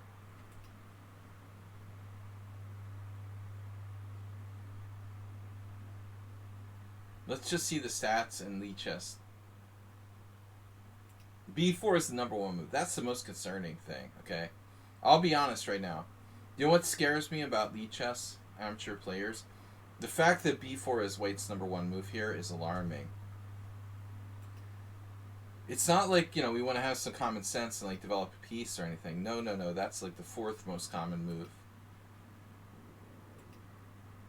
Like, worst case scenario, black plays bishop e7 and it's very solid.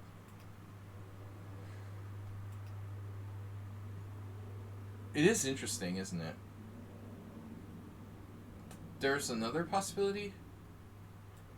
Knight e4? God, am I turning into, like, the guy from the St. Louis Chess Club?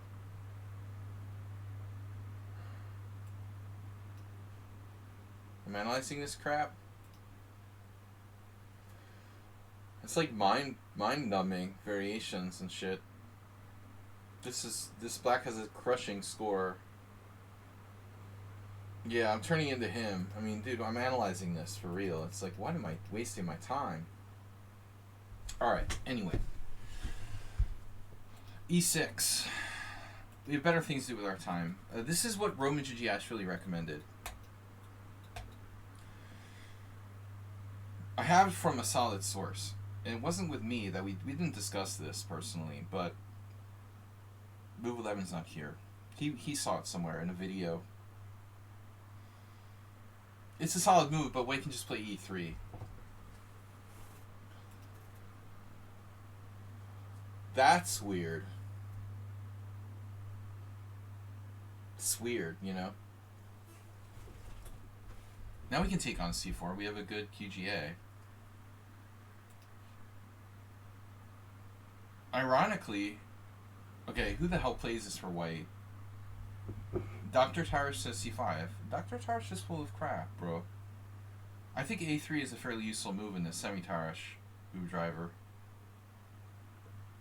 After C5, you're transposing to a main line of the semi-Tarish. I doubt that's, like, really black's best move.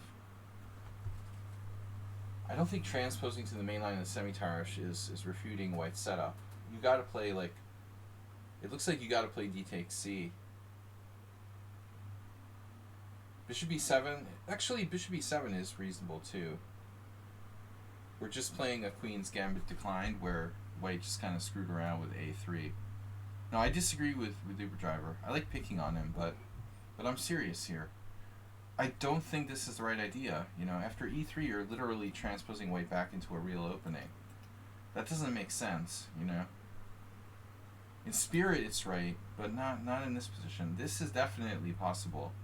Because, like, in what world is a3 a good move in the standard QGA type position? This is definitely good, and the other approach is just go bishop e7.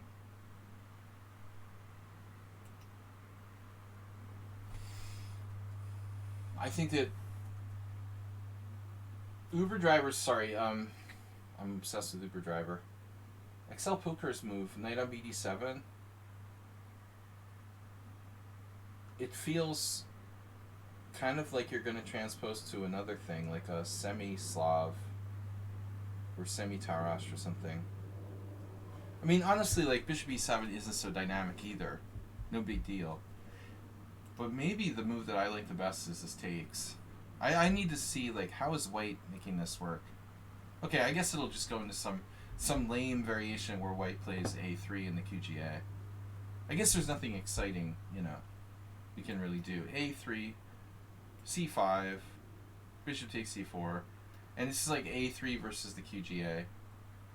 Like Ding the Ram playing h3 or something.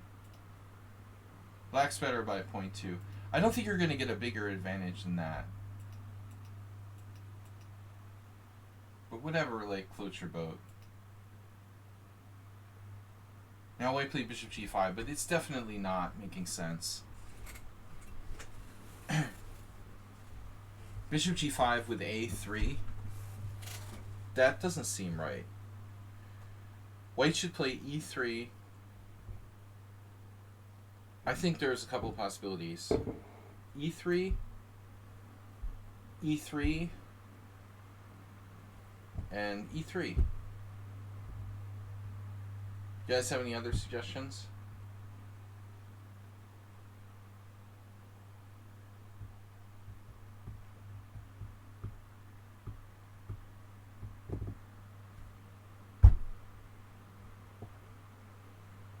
I don't see how, like, and by the way, like, it's funny that none of the games here were with the e3.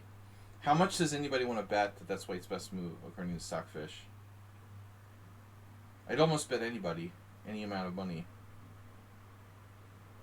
It's possible knight f3 is okay, but with the idea of playing e3. But, I mean, we have this knight b6 sometimes. So let's see. Oh! I'm glad I didn't bet on it. Let's give it a little time, though.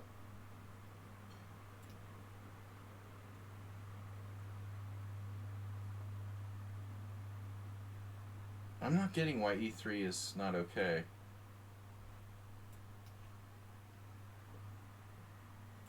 b6? Okay. Nothing special. Well, this makes me very concerned about XL Poker's move order. I blame it on XL Poker. Then you should definitely play bishop e7.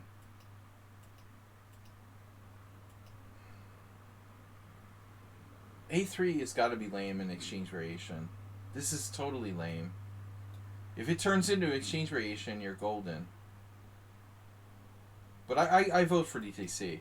You know, I think this is clear. I'm not going to even talk about it anymore. Just let's clear the air and just do D take C, and you've got a good QGA, and let's forget about it. You know, end of story. Not C5, not this passive stuff. Just take. This is not as good. I would seriously take this pawn, dude. I mean, white's position is weird. What the hell is A3?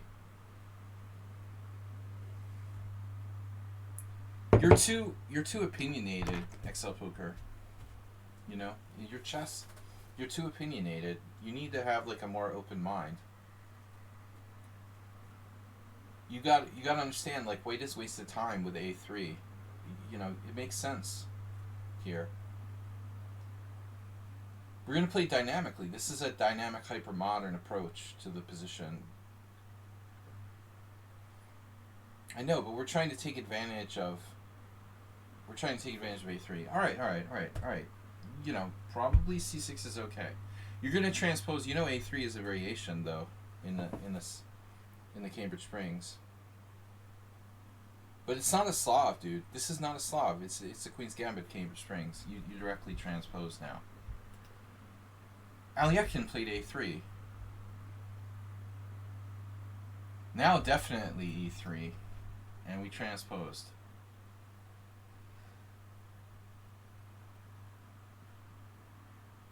Wade has a good score, as you can see. But Speedlight Chess played what? Oh my god, it's Zuckertort.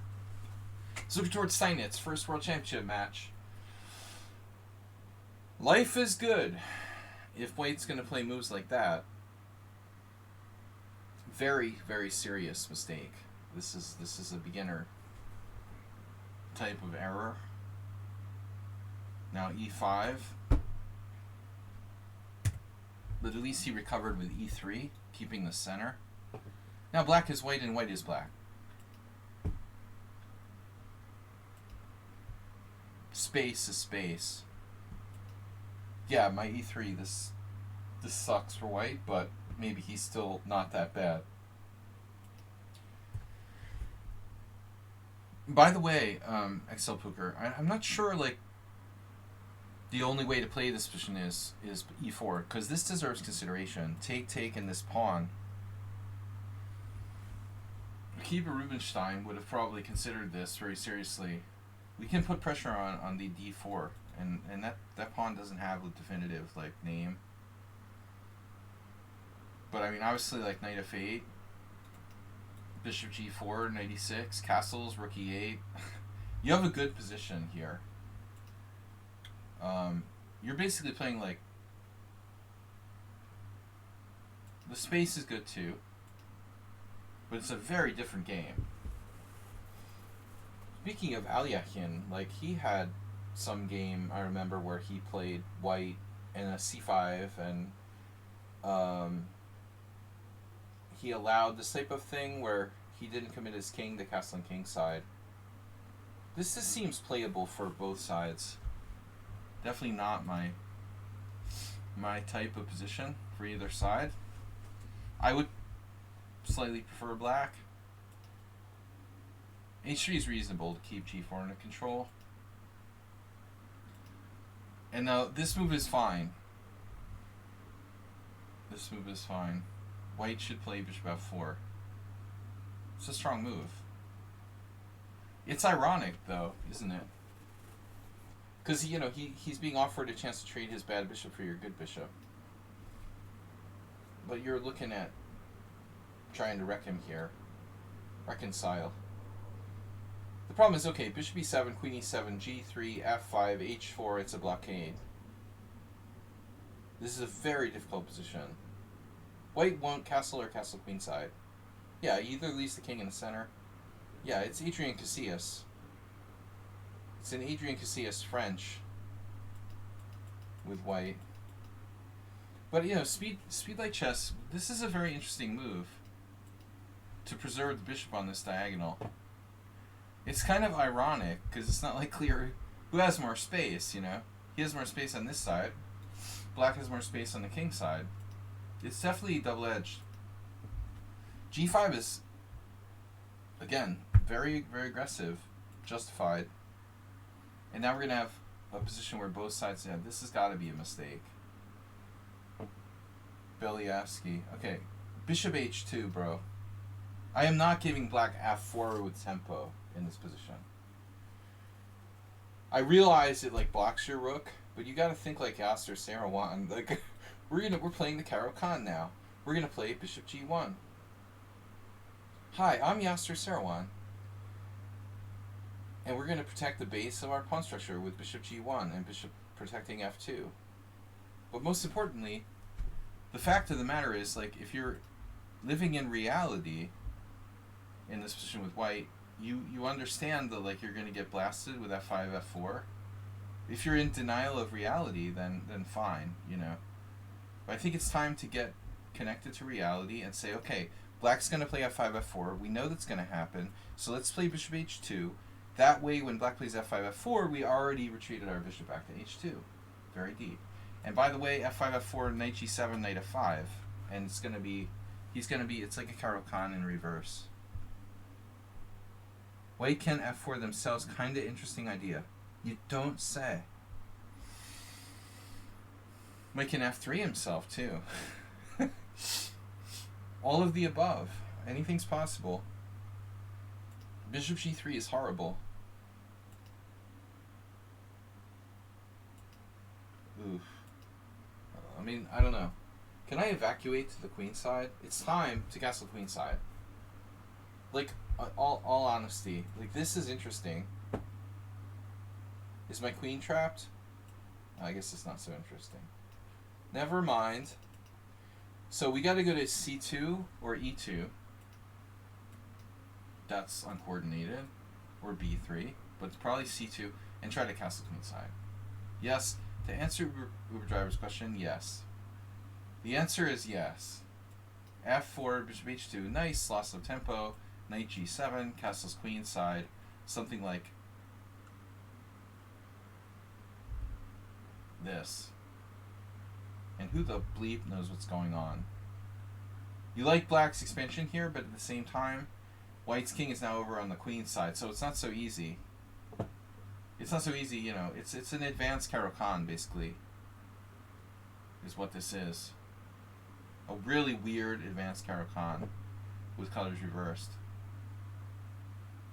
But white goes bishop e2. What are you going to do? Castle king side? I mean, get out of here, dude. Now there's another tempo with possible f3. Maybe bishop e2 is not that bad. Oh. I can't watch. I thought somebody said white was going to play f4.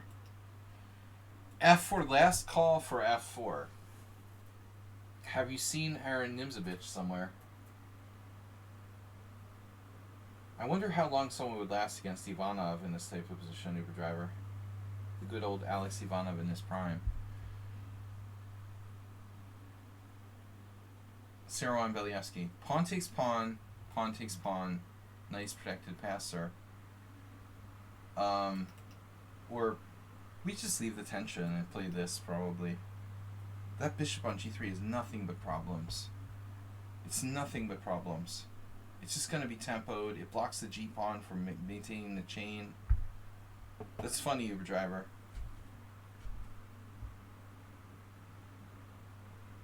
This bishop on g3 is disaster. But he does this. This is just totally mental.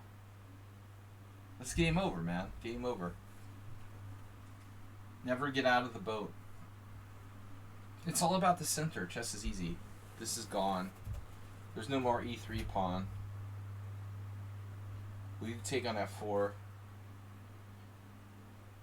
Total disaster.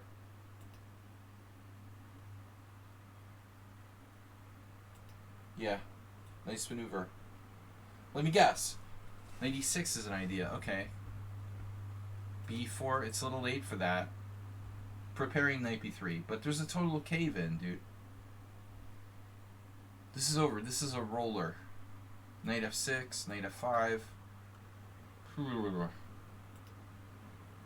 Can't believe it. I wouldn't waste time with a6. XL Poker's just being lazy. I think it's time to like kill him on the king side. Maybe a prophylactic move like king h8. You could never go wrong with king h8 in this type of position. Getting off. For once, this is the first time in 5 years I've agreed. Literally the first time in 5 years I've ever agreed.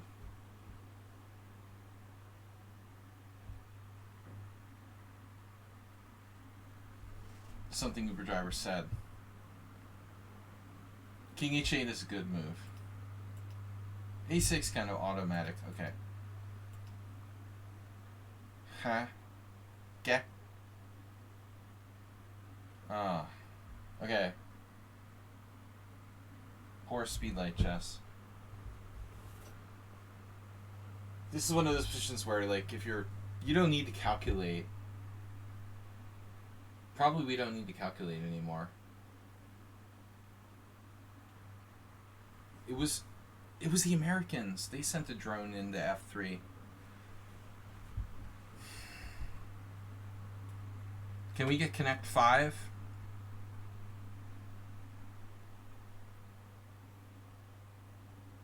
I dropped the bomb on F3, man. I don't care who sent that drone in. That thing is... It's in Kremlin airspace. There's no way White is surviving after F3. But alright. Black's position is so good that you can just take your time.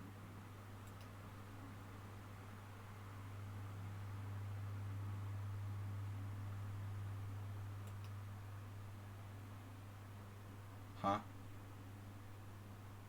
Okay. Wait, what?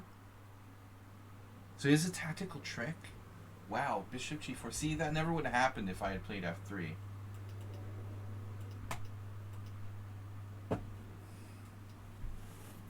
F3 is only plus 1.8. The computer's like taking with a piece, sacking a piece immediately. It may not be the best move, but it's practical. Yeah, you can't take d4. That sucks. No, this is a little tricky now. Like, if you go here, he takes, and then he, like, picks up your f4 pawn, and this is a tricky situation. You can't take because he takes on e4. Can't say I didn't tell you so. Well, I mean, you could take and it's unclear. I mean, the situation is kind of a mess. This is still not... I'm still not really sure what's going on, but I guess White's kingside is relatively safe now. This bishop g4 was a nice move. Well, it's never too late to play f3, as they say. I bet, like... Well, actually, you can't do it now because your knight's hanging.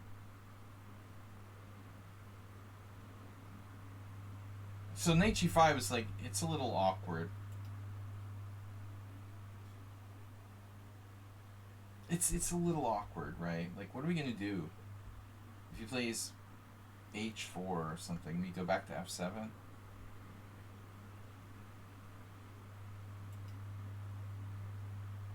What reality is White in here?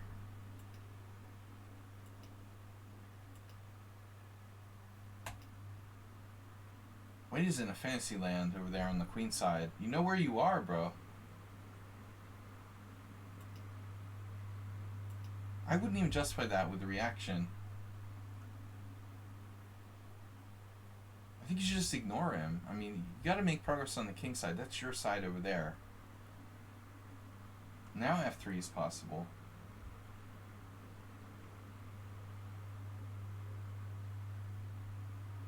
There's some risk involved here. I mean, this could possibly come into e5 now. What about another move? Oh, shit. Yeah, 96 totally let White.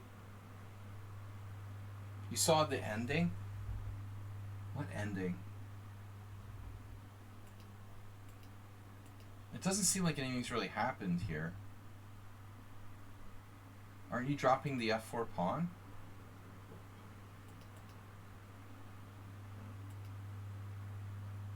Wow.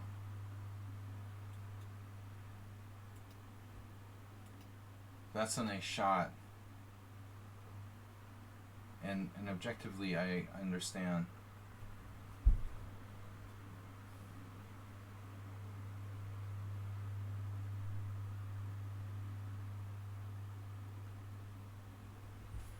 So he can't take it. He can't take it. He has to try something else. Anything else. Obviously, you still have a really strong attack here. But that's like an extra pawn. I mean, the bishop on h2 is basically an extra pawn.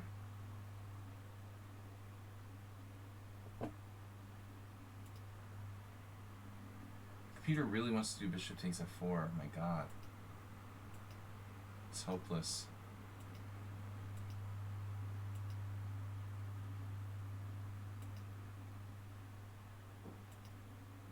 Jesus, like, yeah, the computer says f3. That's a computer move.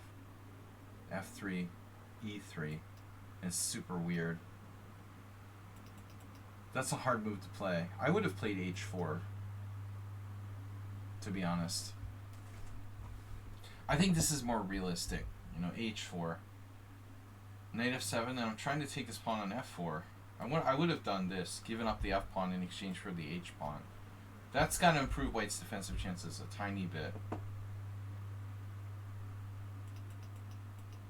at your pieces. They're not my pieces, man. They're his pieces. He made this. But I still think you didn't play it accurately. But I mean, this is insane. He's like ignoring what's going on the king side with b5. That's crazy.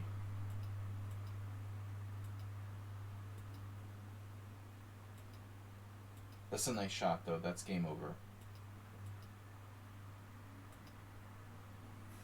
He still has a defense, bishop g3. It's hard to believe that white can hold this. Pretty hard to believe that white can really legitimately defend this with one defender. Maybe queen a3.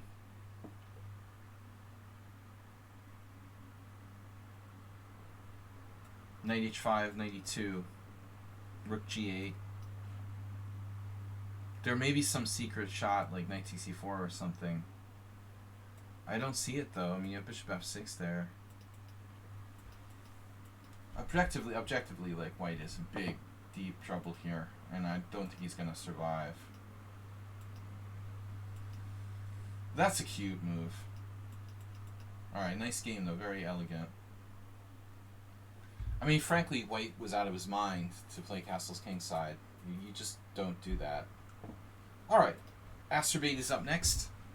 Thanks, Excel Poker. I didn't show the ending. The ending? Wait, what? I did. I mean, I didn't show the ending. I just showed it. It was too brutal for children to see that.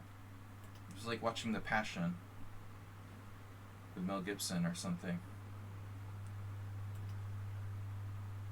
Asterbate is black against knight f3, d3. Too much violence. It was like a Mel Gibson movie. No, you can't show that on the stream. Sorry.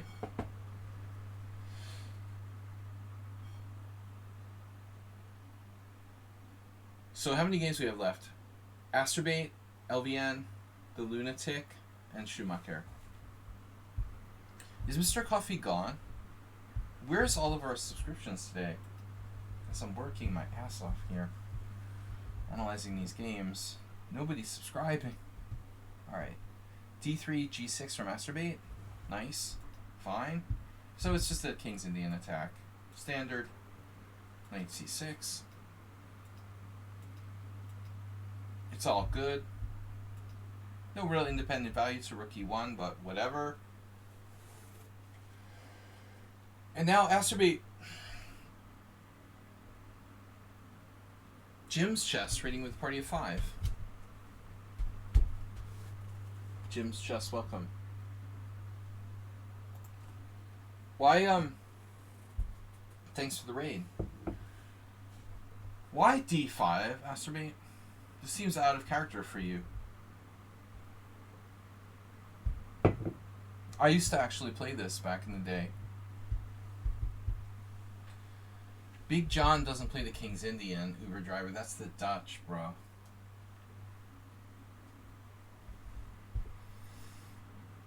You're thinking of this. You're thinking of the Dutch. This is not a Dutch. If it was in English, maybe. If white like turns around and plays c4, we can still play a Dutch. That was one thing I've ever agreed with Uber driver on. It happened earlier today, but that's the last time.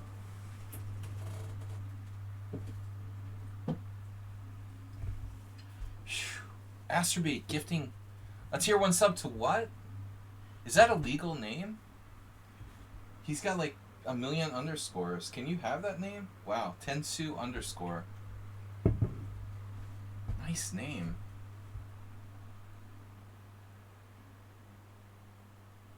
But I mean, like, this is more your normal kind of schematic, right, Asterbate? With the d6. It's fine. d5's a good move, but you're playing d4 now with white.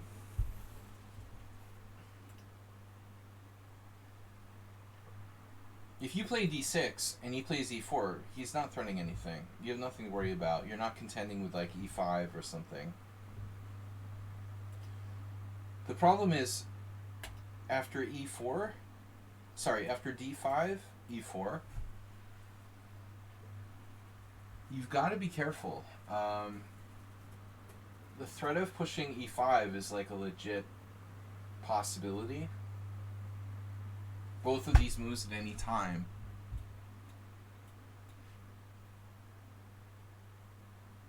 I remember a million years ago, against a certain chess player at the Boylston Chess Club, someone played like this against me. But the colors were reversed. I was black playing white setup here, and I lost pretty badly. Certain FIDE master, who was quite strong, just did like queen c7, b6, bishop b7, and I eventually just like hung myself.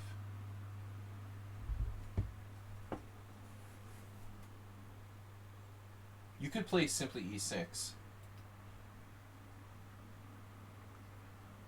Your other options include, but are not limited to, b6,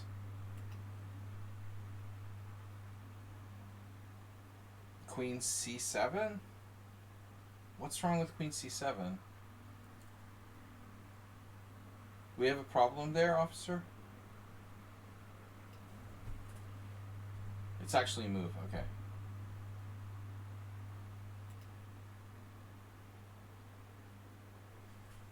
Yeah, I don't really like d4. We're a tempo down in a normal line with white, so we've got to be a little bit careful, ICTs. I don't know how much this extra tempo really matters.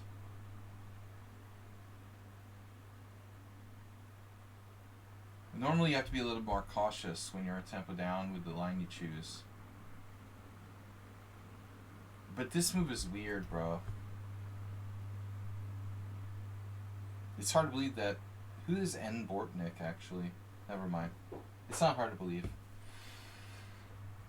So you're playing like Bortnick. No. This doesn't work, bro. You need your light square bishop. You need your light square bishop. You can't afford to give this up. The problem is the white will just play h3, and then you have no really good options. You know what Grigo used to play? Rip. Can't believe Dave Grigo's dead. He was good at everything. How does the guy who's like good at everything die? Like, it's crazy. But anyway.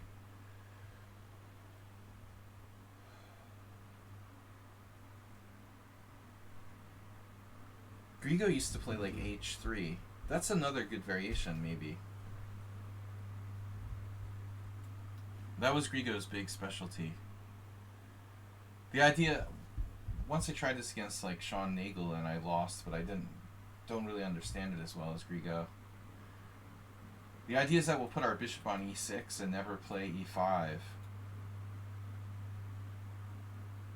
You just keep his pieces off of g5. But Nagel had this weird thing where he like took and played knight b6 or something. Knight b3. Like Feugelian. You know, maybe it was later. It's weird because like he's down a tempo. I mean, he's up a tempo rather. Somehow white has a way of like attacking this pawn here. So let's say c3. c3, and if bishop e6, pawn takes pawn, knight takes. Norman Weinstein. He's the one who got everybody into Deutsche Bank. I was talking about that the other day. Why grandmasters should quit chess. Years ago, that everybody went into like banking industry because of Norman Weinstein, who I never met actually. He was like, I remember there was an ad in like chess magazines looking for strong chess players to become bankers. Yeah, rook e6. Morizevich could play that in a heartbeat. This is a totally sound exchange sack, but it's hard to win.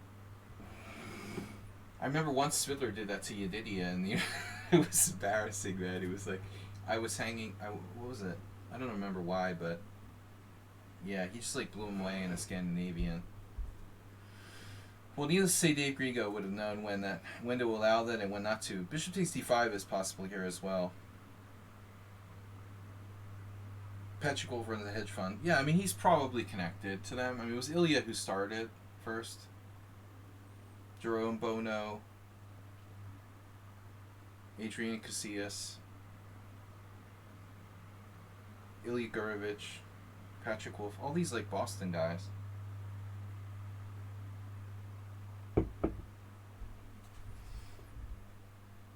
But I think Patrick Wolf kind of went in late. He was like busy being a non-second at some point.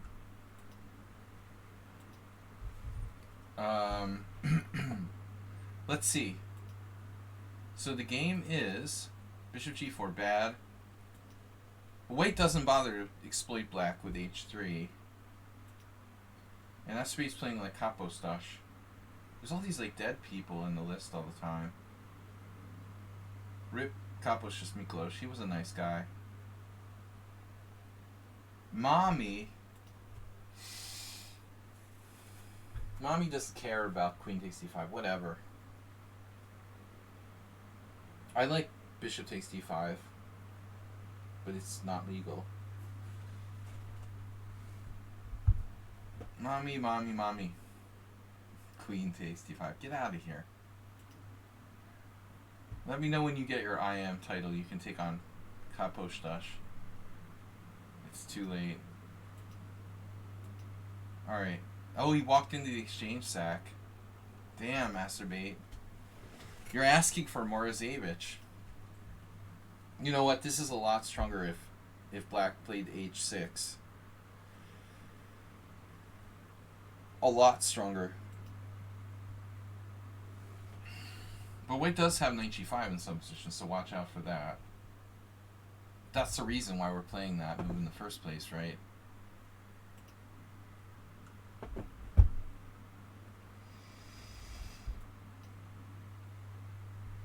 This might actually be better.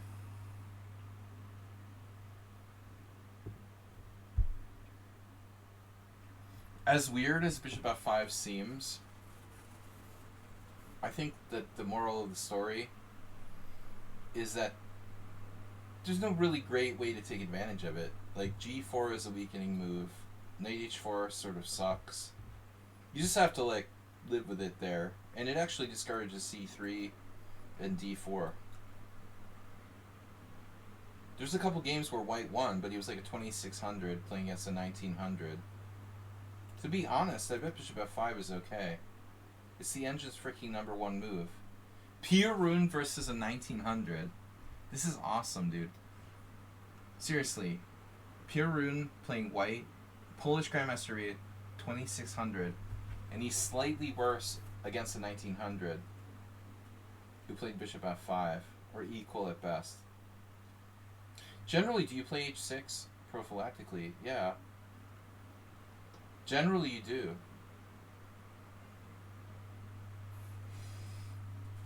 Black's position is fine. Bishop f5 is a unique way of playing it, like a Philidor. Alright.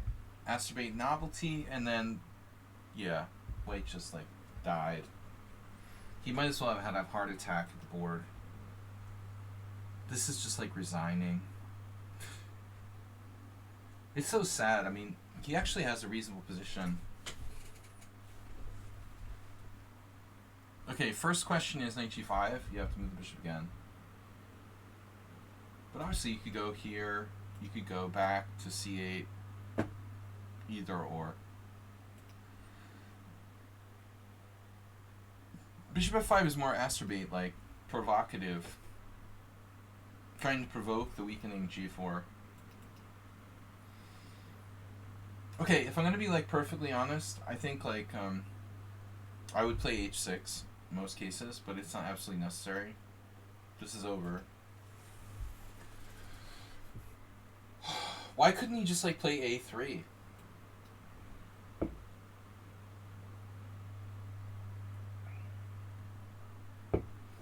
Could Can you imagine Casper Piarun versus Asterbate?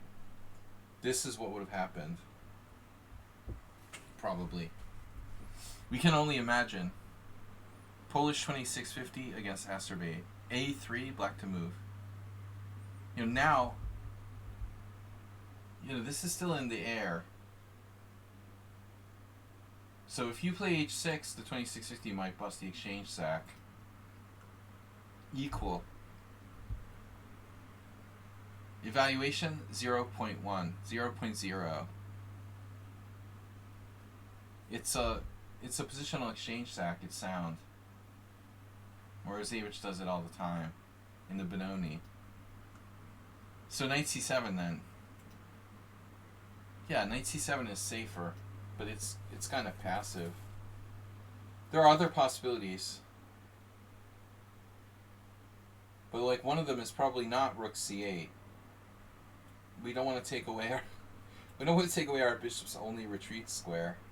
Because now if like knight g5, bishop f5, even this is probably okay for black. You could play like h6. No. Yeah, rook c8's no good. So I guess this is a problem. You could go to c7. Queen c7. But most commonly h6 is played. Yeah, knight c7 is interesting. Totally playable. Alright, anyway. Game over. What? Dude, you're just winning d3. You're overthinking it.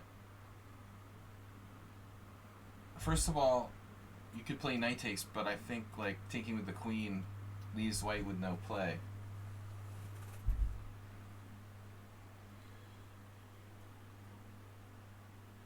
It's not just a pawn. Like white destroyed his whole position. Look at those bishops raking the queen side. This is more than losing a pawn. He's losing the base of his entire pawn center. I don't think there's any reason to do like b5. You're just like winning. But this is unnecessary, man. This is a bad move.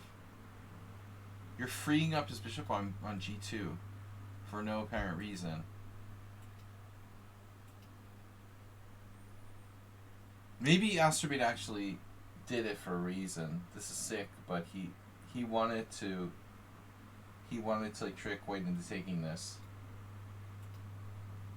Obviously not a good move for white. But it is hard to come up with something good.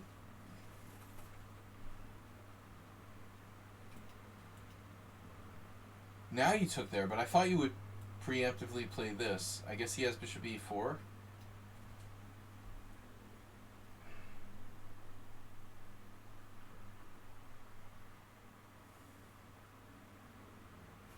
Astebate's dangerous when he gets like coordinated like this.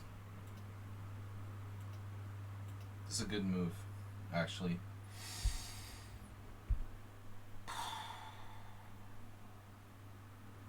Well, he has to protect f2. So there's rook e3, dropping a piece. Rook e4, losing immediately. Rook f1. He found rook f1. That's also dropping material. You could just take on c1 and take on d2 and take on a8, and you're up 2 bishops for a rook. This is also good.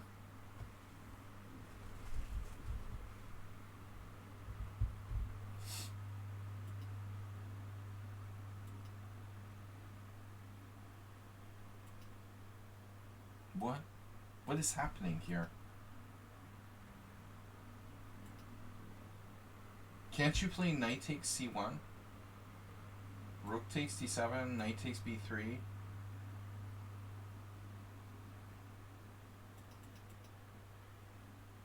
Yeah, I think Asterbate just missed winning a piece here.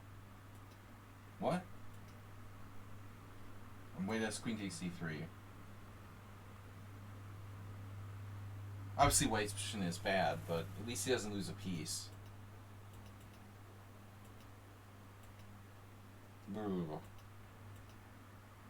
That's a good one. Don't take his queen or anything. It will prolong the game. But it's a funny move, queen f. Why not take here? He might take my bishop. Oh no. So many winning moves. Anyway. Dude, his queen is hanging. It's so overwhelming you didn't even know like where you were. Unbelievable. You just wanted to give him a chance. Jeez. Ugly. Alright, next game. LVN. Laverne. Playing black. Man, I'm getting hungry. Should have eaten more dinner. Rook e2 to defend knight e2. Yeah, it's over. That was a manslaughter. He's been charged with manslaughter. Astrobate.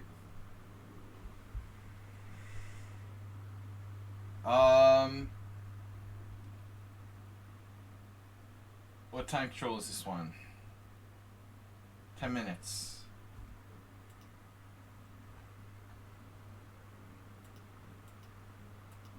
What do we got? King's Indian? Grunfeld. Where's Nils in move 11? Lunatic Pandora is up next.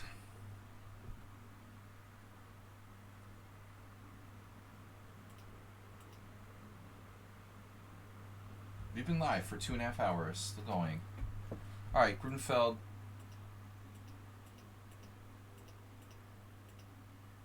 Yeah, I was asking, was it Nils last week? That was a different position in the classical line with bishop c4. I was saying it's better to play c5 first. Here the same. The same debate about c5 or castles first. I don't really consider myself expert in any openings, but I don't see any problem with c5. There's no reason why I would prefer to castle. I think putting pressure on the center first makes more sense. There, you know, some people play like bishop e5 check. I mean, frankly, like black has every option here. You'd think like Kasparov would play knight d7 to be consistent with his Rossolimo approach. This has got to be the most combative move.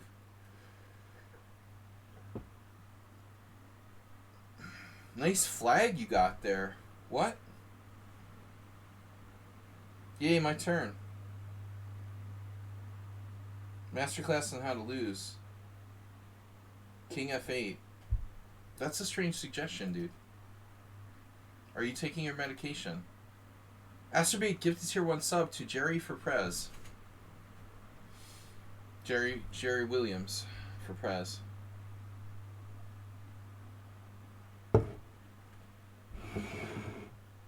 This is not the game. I just wanted to just throw that out there. Okay, so bishop e2 or rook b1. Rook b1 is main line. I'm used to playing it with white. I always played rook b1 for a long time. I had lots of good games in this line. The Dutch flag. Okay, h3 is slow. My assumption would be like this is just nothing. But white has a plus score, which is kind of concerning. There's a similar account. Why is white's score significantly plus here? I mean, h3? That's ridiculous. I know that it's been played, but how could white's score be 32-17? Overall 34-17? That's freaking impossible. That's ridiculous. Then no one must know how to play this properly with black. This move should not be a problem. 6 people played queen a5. Okay, that's a little early. Castles can't be bad. What would Peter Spidler do?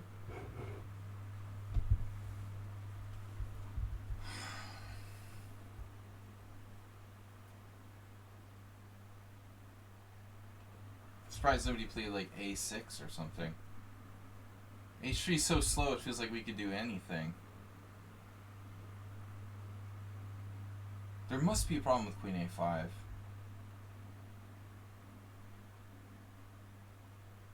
And it doesn't really threaten anything. I mean, white will just play like bishop d2. The problem with queen a5 is bishop d2.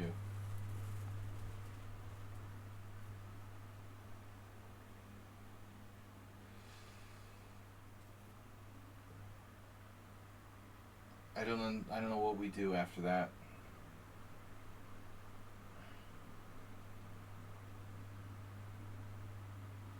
I'm just like sort of astounded by the score for white.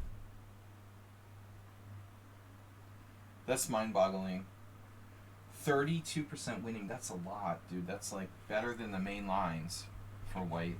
But just bear with me for a second here. All right. What is the score like, let's say, in the main line? Take, e4, take, bishop g7, bishop c4, c5, 92. Let's say castle. 1,000 something games, 32 to 20%. And that's kind of like, okay, the gold standard main line of the Grunfeld. 32 to 20 with 48% draws. Now let's go to the variation here. This, semi-obscure. White's score is better here. There's no freaking way that knight f3 and h3 is really dangerous for black, which means that people don't know what they're freaking doing here, except for Peter Spidler. Carlsen Nepomniachtchi 2020. Kramnik Kasparov. Spidler, Grishuk. Spidler played it with white twice. Yeah, there you go. Spidler, Bachier, Legrave. Alright, that's all we need to see, really, and that's enough. View. Spidler versus Bachier. To understand how to play this. Castles. Bishop e2. 32 to 18. Wow. What? Oh my god, Bachier went off with f5.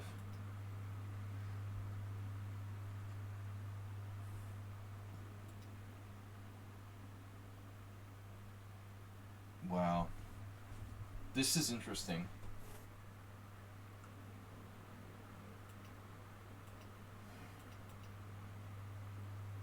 You know, it doesn't necessarily mean that Bachier played like the most correct line. He was clearly playing for a win. He's freaking playing f5 against the Grunfeld expert playing white. I don't know about knight c6. Can we play something else?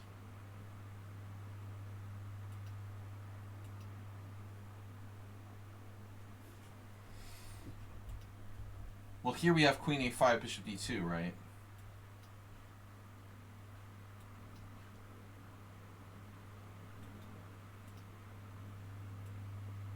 There's a whole lot of high-level games. No, queen d2 is lame.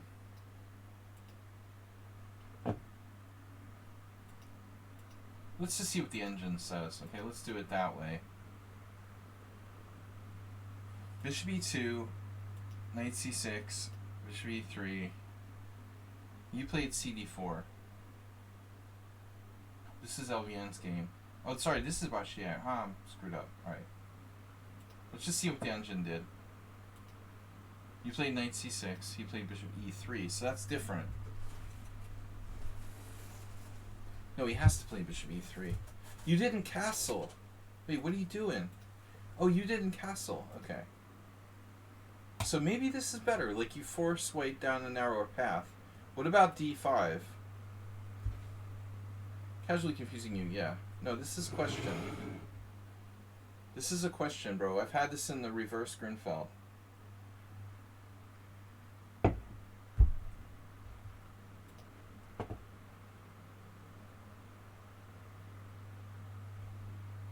check.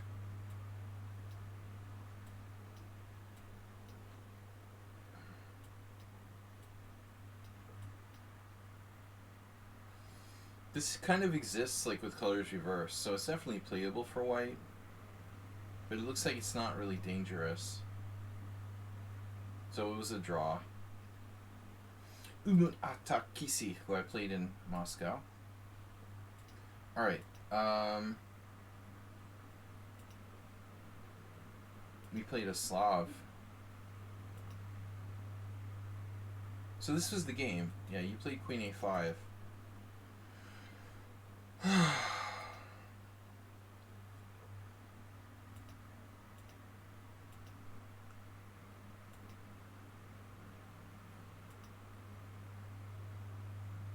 I mean, I just keep kind of wondering why you don't castle.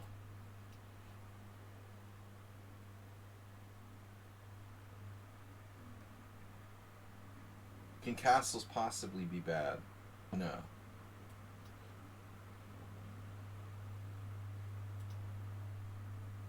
Well, we're getting to Peter Swidler territory now. Jesus. I'm just trying to think like what objectively is the best way for black to play. I want to equalize. No, taking the rook playing f6, that's like in the main line. Funny, the computer wanted to play Svidlerian novelty e6. That looks lame. So let's see this line where everything's a draw. CD4, CD4. Carlsen Nepomniachtchi. I'm not playing f5, bro. Unless I'm playing like an 1800. Queen a5 check, bishop d2, queen a3. This is like the right way to play it.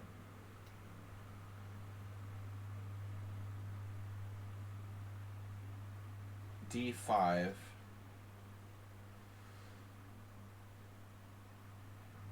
According to the engine, it's equal. Wait, is a tiny pull after an 85? Well, Hare Krishna beat Bashir. Yeah, this is like a... Looks like a rook b1 variation. Oh, here he's sacking the exchange again. And then, like you said... Oh, that's weird. This is very similar. Maybe... Yeah, this is really weird. This is like the acid test, best.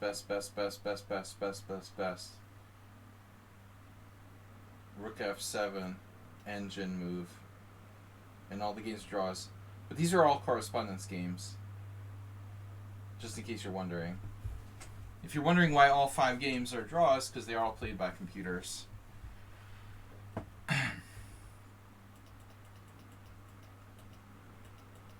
That's objectively what looks like the most correct line. You decided not to castle, which seems riskier to me. This is riskier. Bishop d2 is dynamic.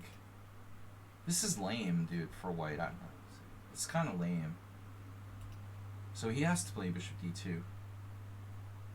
Now if you castle, that's interesting.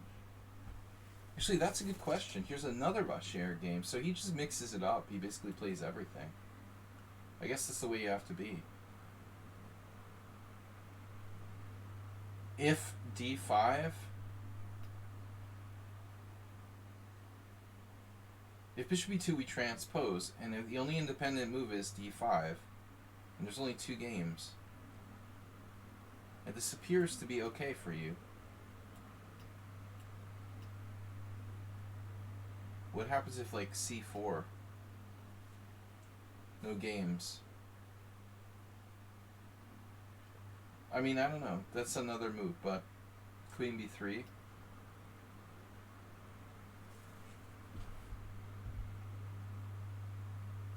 Okay, it's reasonable chances. About equal. So after bishop d2, you did take.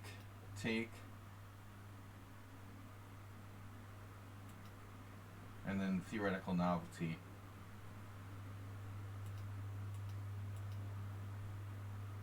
Wow, there's even a another move, bishop d7. That's really weird. I don't really get what that does.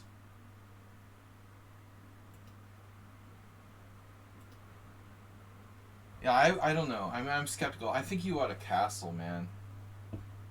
I just don't get why you're not castling. It doesn't seem like white has any threats. You should just castle.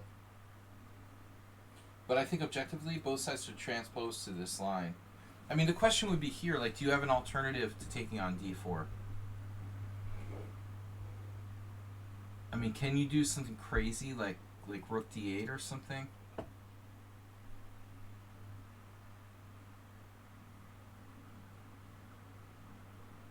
I don't know.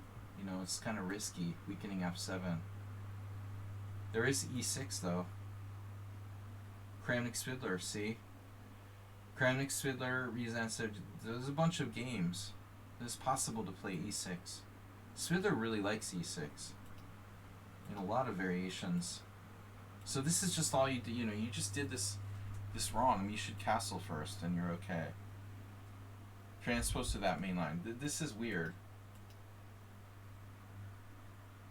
And now you have to play queen a3, which is, you know, difficult to play if you don't know the line. If I didn't know what I was doing, I would consider just going back to d8. I would be concerned about d5, though.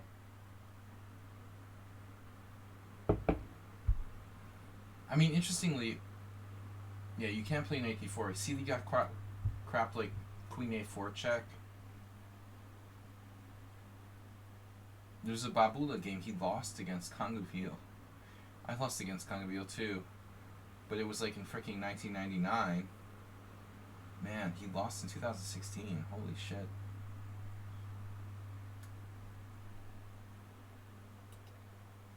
That's a major upset. d5. Panuswamy Kangaville. I don't even remember what the game was. I lost to him in 2000, I think. Bad game. I just remember having a really bad hangover. We'll just blame it on that. Yeah, it's better to play queen d8. The computer says the best move is queen a3. But I mean, if you don't know what you're doing, I think like putting your queen in a safe square makes more sense. This is obviously a problem.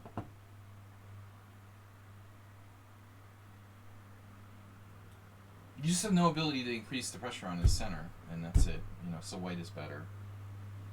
You castle, white makes some simple move. You're gonna have to go Spidler at some point with like f5, because I don't know how else you can put pressure on the enemy position here. The problem is if you play king h8, you're kind of telegraphing. I mean, if you're lucky, you play king h8, they play castles, and you play f5, you're like, haha. You know, I've got a good Grunfeld now. But, no, seriously. Like, that would be okay. You know, this would be completely okay for black. Now we got a good Marshall variation. Everything's fine. I don't know about g4. What should white do? Maybe something, like, not so committal. I'll just wait and see. Obviously, white's going to castle queenside.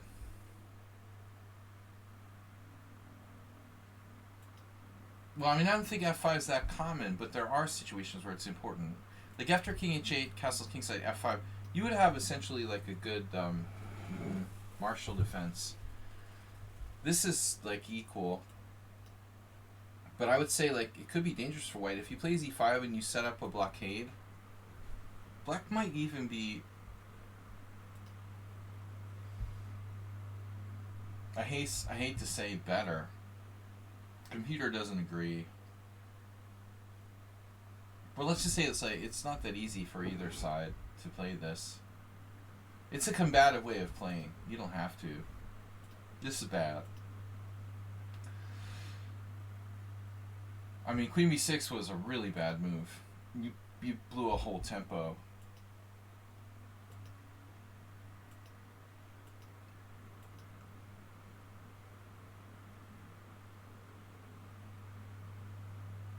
Like, how do we defend the b7 pawn? It's ugly. I'm actually worried about knight d4, but he doesn't necessarily have it. You have discoveries.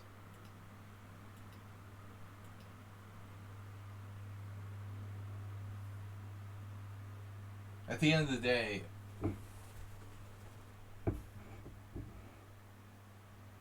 you're in a bad position here. I've won a lot of games like this with white. You need to get e6 like yesterday.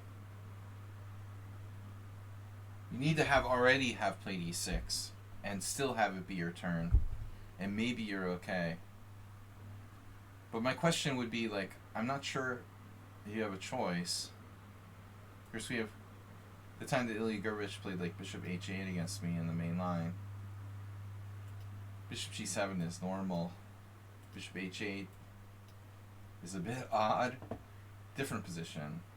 But check makes sense, I guess. You need the tempo to play e6.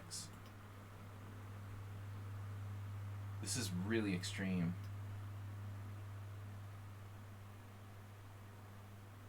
That looks pretty risky and extreme. If you're going to push the pawn, I guess you want to defend your bishop. So you're losing the exchange on bishop b4. After e6, he has bishop b4. You're just screwed. We obviously don't want to have this. I get it. So you didn't want to do this, but you had no choice. But it's kind of like, why even bother playing bishop d4 check then? Or maybe there's some kind of way you could defend this position.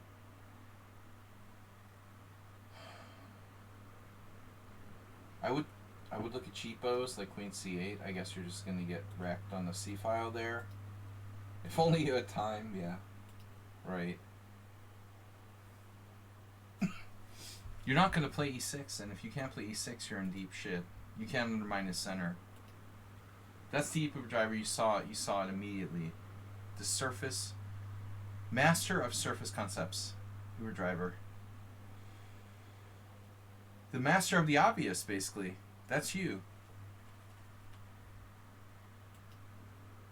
Luckily, he played bishop f3, which doesn't really do anything.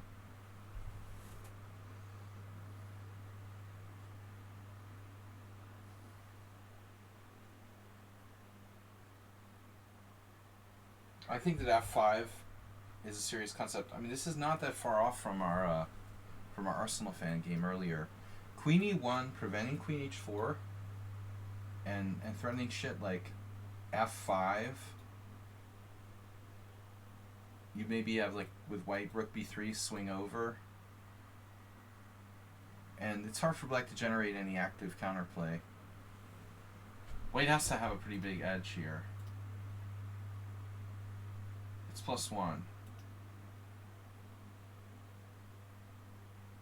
Peter's looking at other stuff on the queen side. Well, I mean, obviously bishop b4 is a possibility. Getting you off of f7. I think queen e1 is interesting. This is a lame move, though, bishop f3. That's a very good move for you. You got nothing on the f file. This doesn't do anything. You're just, like, blockading the center. You're going to be psyched to see bishop f3. And now I would be like, okay, you're going to do nothing. I have the c file. I'm going to start advancing my queen side. He also didn't prevent queen h4. I'm not sure this is a good move, though, because you could do other stuff. Reminds me of that Cake song. Silicone booms, boobs, boobs. I couldn't get that old Cake song out of my head the other day.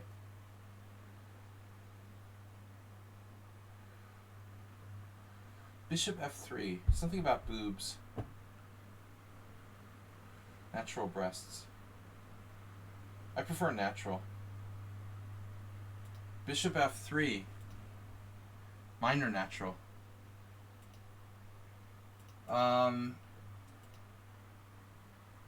Yeah, maybe you should focus on the queen side here. That's where you're stronger, right? I mean, this queen h4 is kind of like a cheapo. Speaking of cheapos. Should we like take the C file or something useful?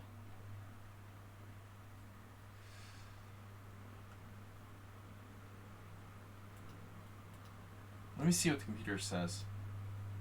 Oh, it likes your queen h4, but rook c8 was up there. Now, queen h4 seems so cheap. Oh, he hangs a pawn with bishop e1. What? You're not gonna... He's not gonna make you sack the exchange, is he? So he could have played queen e1. My favorite move. Who suggested queen e1 last move? You guys remember? That was my preference. Queen e1. But no. He had to do this. And now he does what? So this is... What does this do? Wait, what? I'm totally confused. He has a trap. But what is the trap? Huh?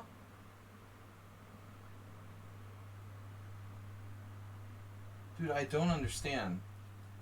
What is up with queen takes f4? Did you hallucinate? Or he really has something here. Bishop b4? He really has something. But it's not sure.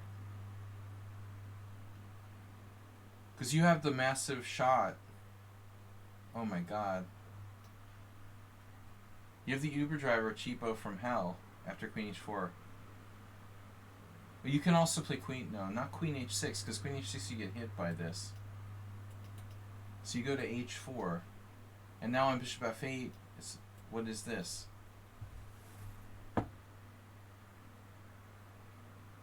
Shit. Now he has some stupid ass like queen e1.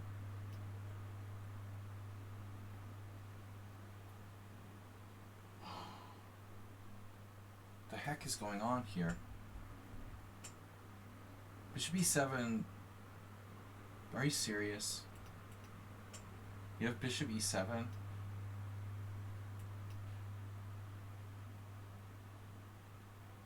I didn't think it worked. It's annoying.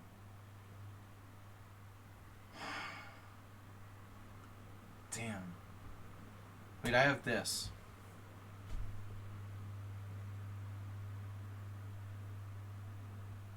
Are you sure? Are you sure? How sure are you?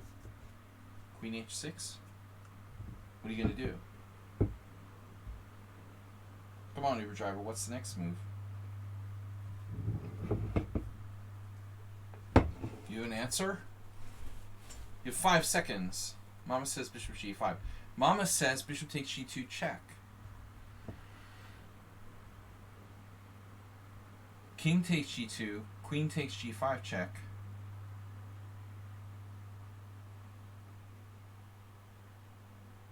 Mama says we get the exchange back, or it's a draw repetition. You have king h3. God damn it.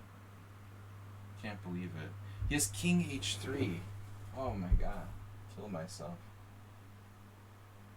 King h3. Damn it. Anyway.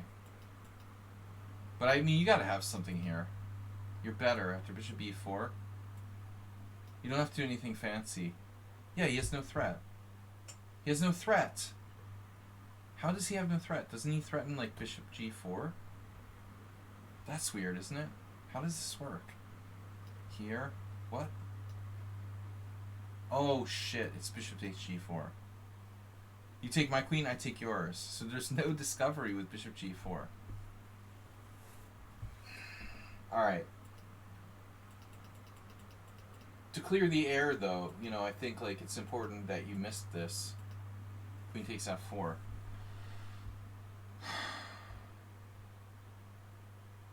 I mean, is it true though? Like, is your move better? He has bishop here, right?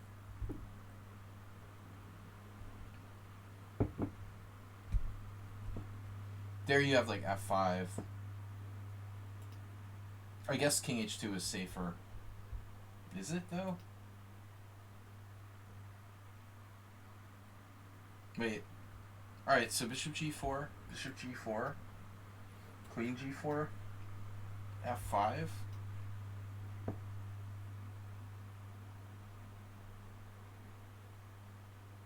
He has to play it this way, and he's okay now.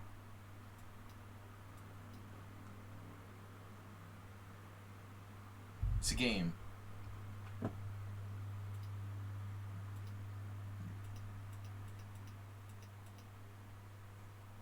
Yeah, so king h2 just loses a pawn. Not great is kind of a oversimplification. But okay, well, hold on a second. I didn't consider f5. Okay, we need to seriously. You might be right. Maybe white's in trouble. I mean, f5 is not a joke. This is actually, yeah. I mean, he can do this. Or he can take.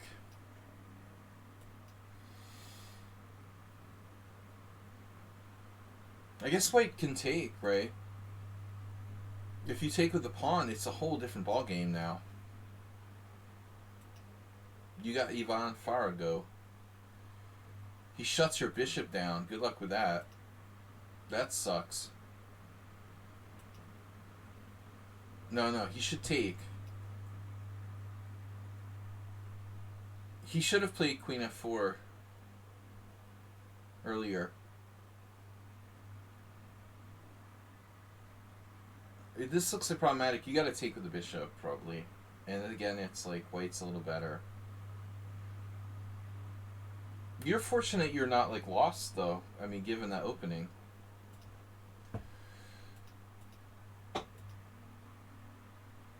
Is this like obligatory?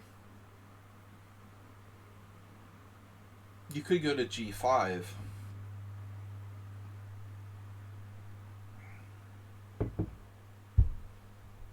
It's kind of hope chess.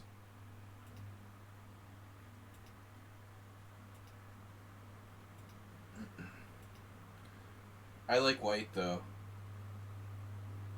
Queen c1. White has a protected passer on d5.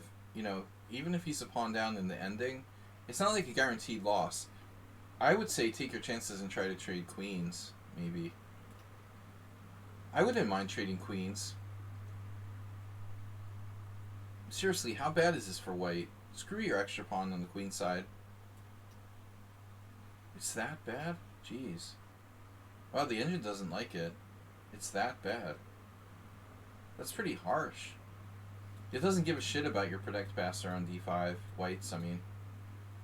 It just says black's just winning. Wow. Easy for a computer. Sure. Black's just winning. But yeah, I mean, this was weird. I mean, queen here? Isn't it like over now? Why can't you just smack him upside the head here? So bishop takes, bishop g5, queen g3.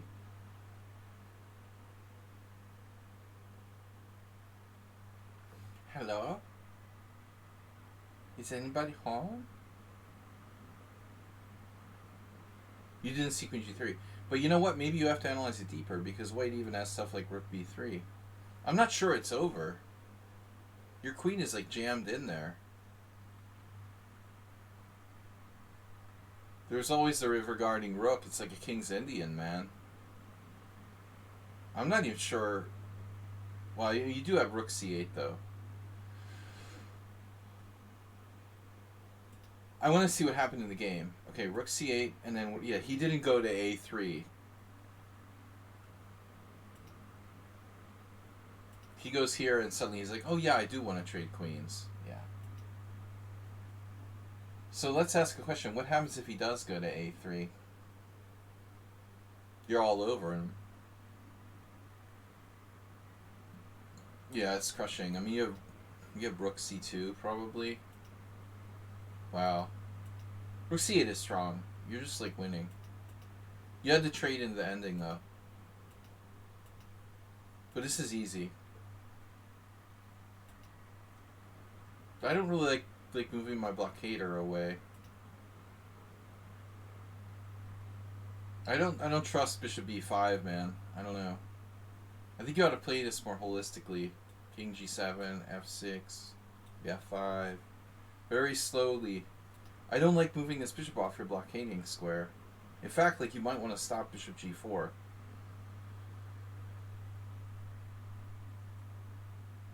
Maybe you had a concrete idea. Yeah, even h5. Absolutely. You know, absolutely.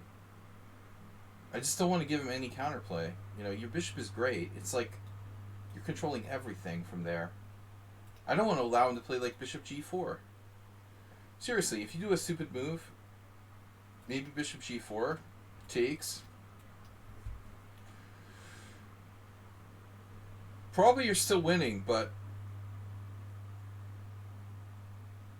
wouldn't surprise me if black had more problems than you did prior.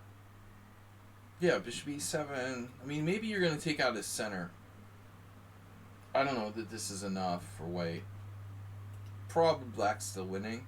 But there is, yeah, bishop e7 takes and you got d6 coming. Yeah, this is not a joke, man. This is not a complete joke.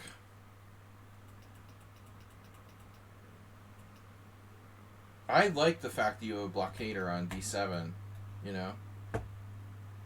That's a good piece for you. h5 is definitely a legit suggestion.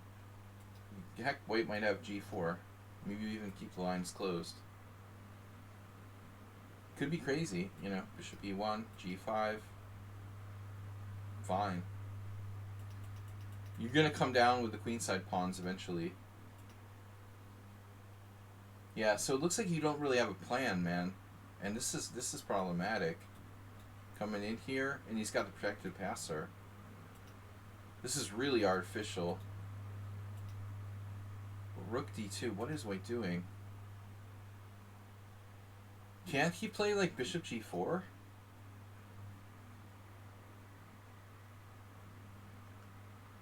This is kind of scary. Now you have to play rook e8, but like, what's going on with this pawn, man? This is the one chance he has.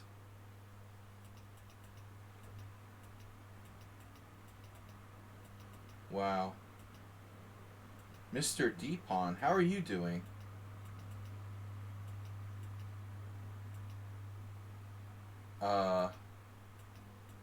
The hell is going on? Well, there it is. Finally. It's too late. First things first, we just blockade, man. If bishop g4, you can always play king e8. I think it's very fundamental, you know. The needs of the many outweigh the needs of the few. You suggested what, king e6? King e6 is ballsy, but it's kind of complicated, right? Like check here, takes, d7.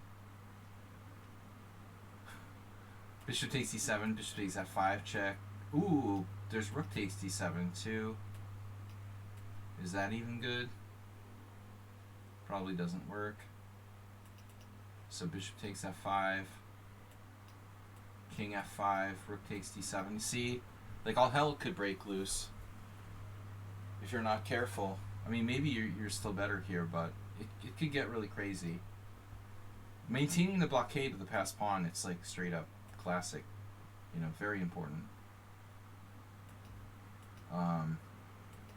This became a non-issue now. You're still not blockading, but this is pretty crushing. Actually, bishop f3, and then yeah. Damn, that's mean. Oof. Ooh. He got his pawn to the 7th, but that's as far as it made it. Nice finish. Yeah, nice ending. But I think, like, truthfully, you were a little, like, yeah, too liberal. All right, I gotta go, guys, soon. Oh, we're gonna go through our last two games more quickly. I think Move 11's not here. We'll need someone to donate some gift subs on his behalf, and he'll get you back later. And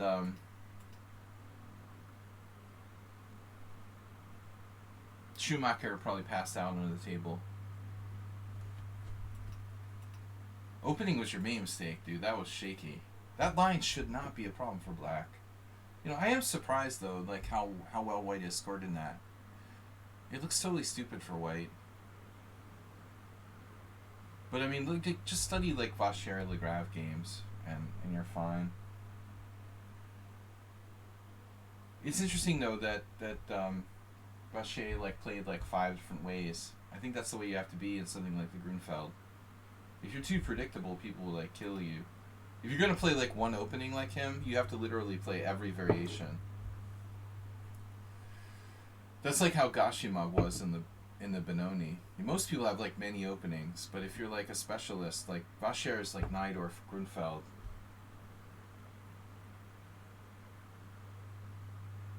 He's a really great player. I mean, you really have to be 11. Oh, Asterby just gifted a gift sub on your behalf. I said some people will gift subs on your behalf, and then you'll gift subs, back. So I get double gift subs. Perfect timing. Move 11 playing e4, d5, e takes c5, queen d5, knight f3, and I like this. I started to play knight f3. I had a game the other day where black didn't seem to know what they were doing. But I have to say, there is something weird about the fact that black's best move in this position is bishop g4. It's almost like... It feels like it's almost a refutation of the Scandinavian, in a way. How can a bishop move be better than a knight move? It's like move 3. How can 3 bishop something with black be black's best move? It's hard to believe.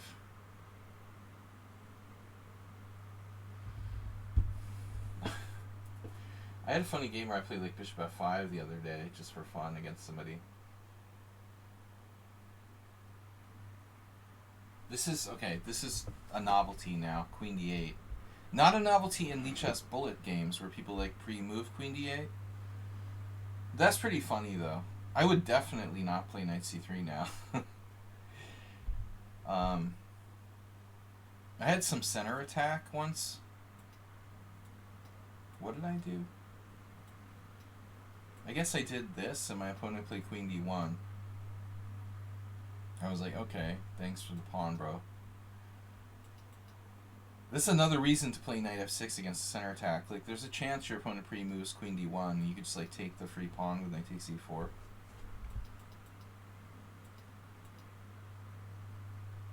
Not as good as Alinchic's like anti-Peart system in bullet with e5, winning a piece in most cases.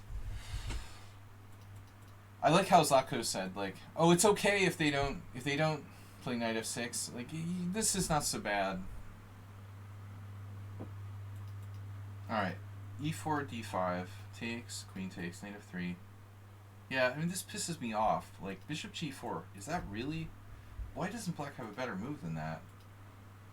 It's hard to believe that's black's best move. That's, like, striking. But maybe it is true.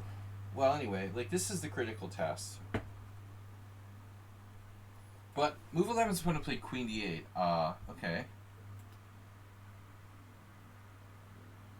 Now, I would assume knight f6 is our best move for black. But he committed to c6 first. So you're better, but it's like, what should you do?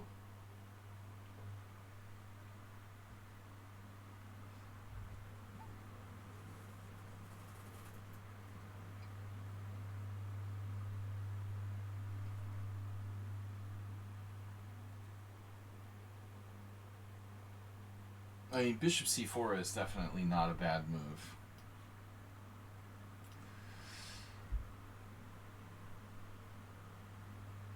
But it's not your normal setup. This looks more like an Aliakin. It is kind of similar to a Brooklyn Aliakin. Knight e5, definitely an option. We're definitely thinking about knight takes f7. And if it's Bughouse, I'm definitely doing it. Haven't played Bughouse in 20 years, but it's all good. No, seriously, if knight d7, then you play knight c4, obviously. And then on knight b6, you play knight e3. Very important variation.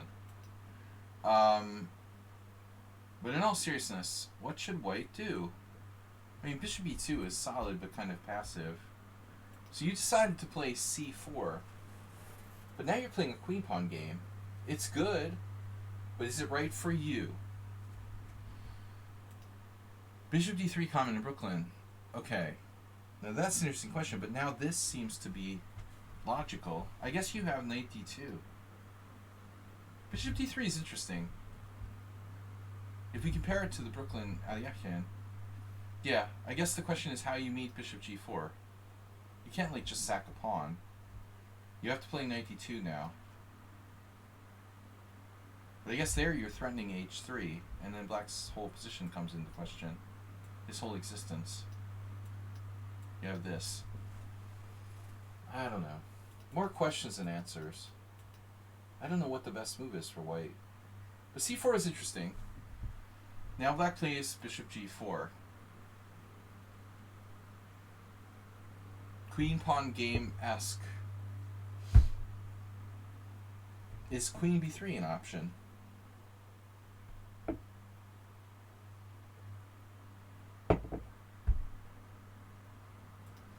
This is kind of like close to a knight f6 Scandinavian.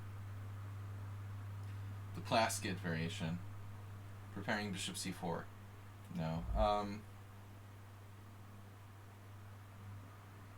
I guess you have to play bishop e3. I like bishop e3. That seems fine. I mean, just solidifying d4. That gives you options. You can wait on bishop e2 and try to play more aggressively with like h3.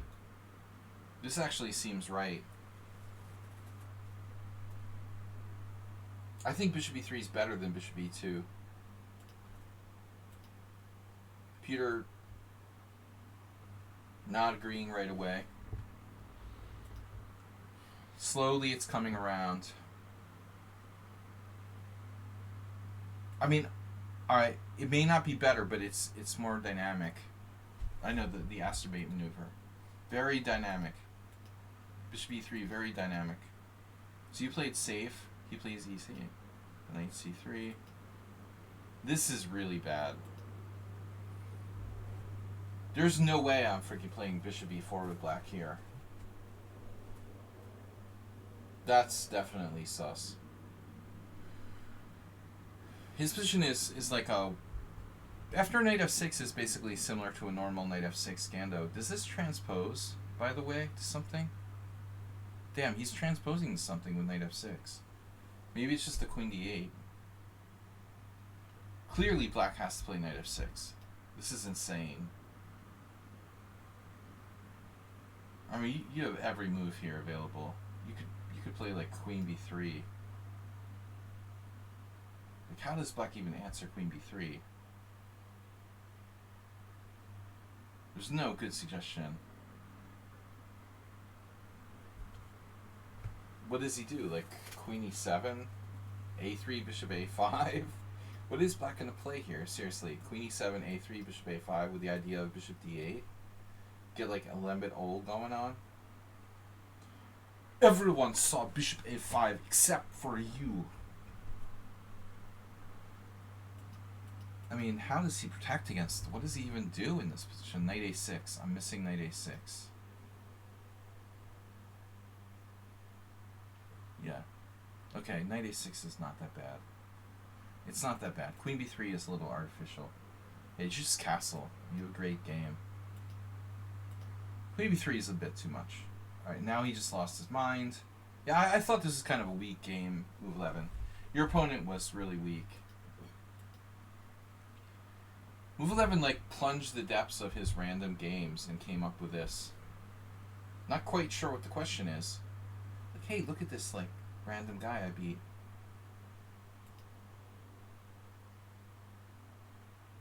Yeah, this is, like, toddler level. But, honestly, you didn't exactly, like, try to crush him as dynamically as possible. I mean, seriously?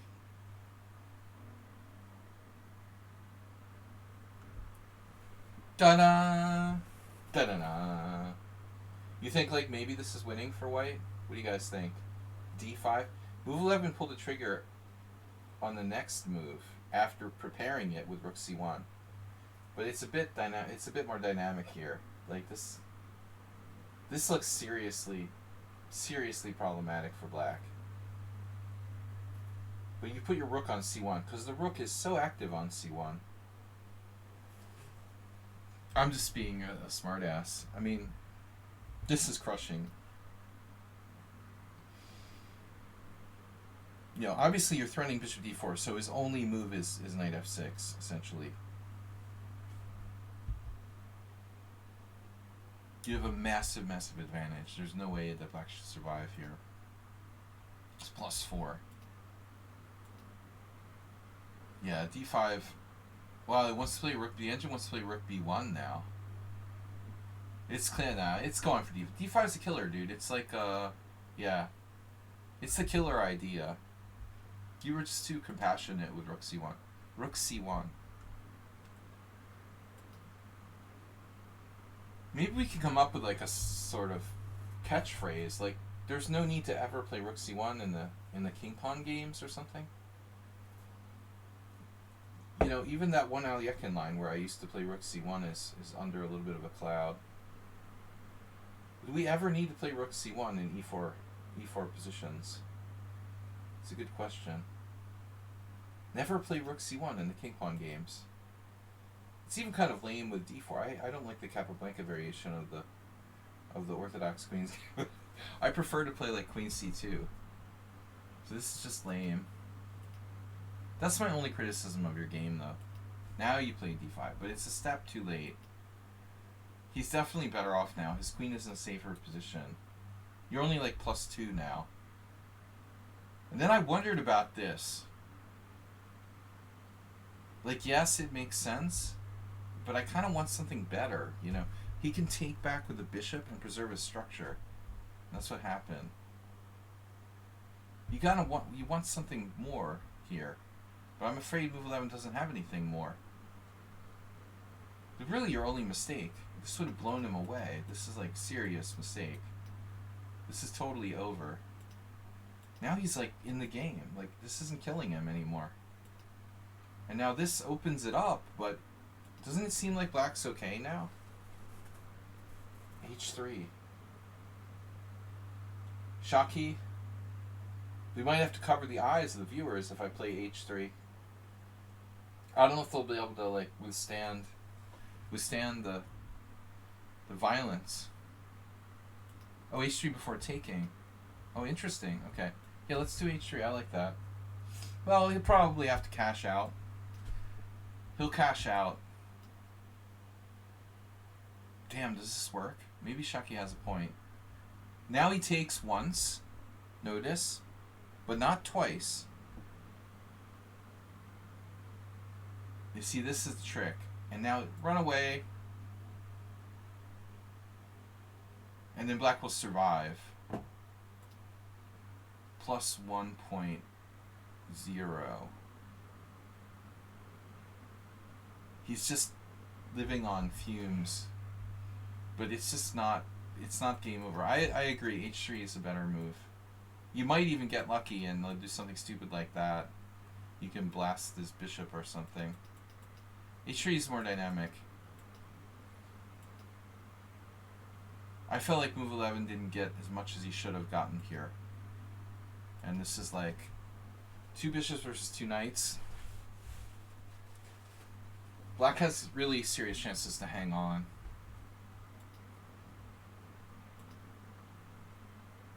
We need to kill these pawns. I'm not sure about c5. That doesn't feel right. Again, you're giving him a huge outpost for his knight on d5. Can that really be right? You've got to play this rook on c1, man. It's pissing me off. Get it off of c1. I don't want it on c1. Put it on b1 or something.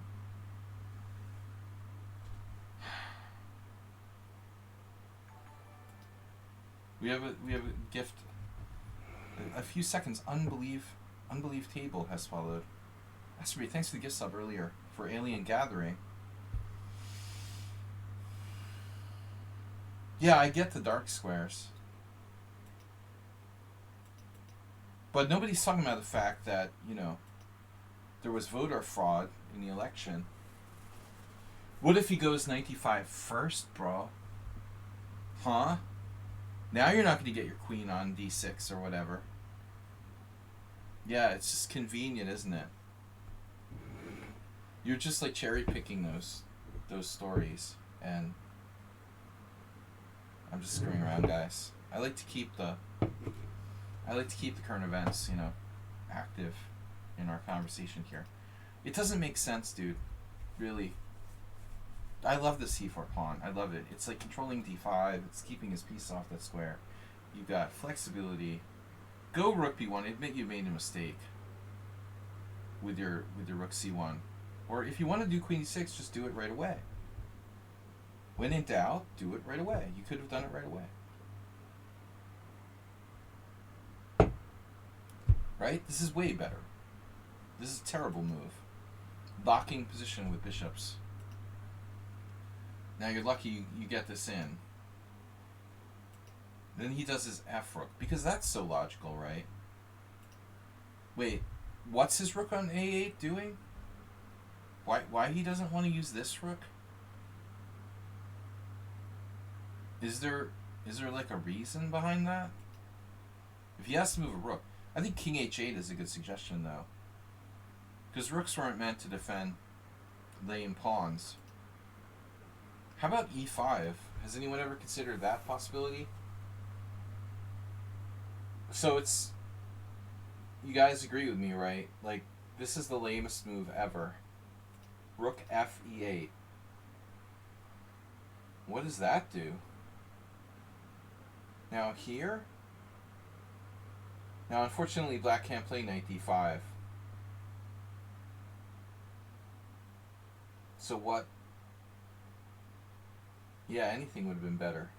But now, if you have to choose a move here, what would you do? If you realize like knight d5 loses a piece, I think. Unless the queen is trapped on b7. No, it loses a piece. What's wrong with king h8 exactly? I mean, it's not great position. Like, you have two great bishops now, and you're back to even material. But I still think it's got to be better. He did this. He did this instead. Maybe this isn't a terrible move. I don't know. Rook d8 wasn't so bad, I guess. Here maybe he has a discovery. Damn. Wait a second. Does he have knight e5?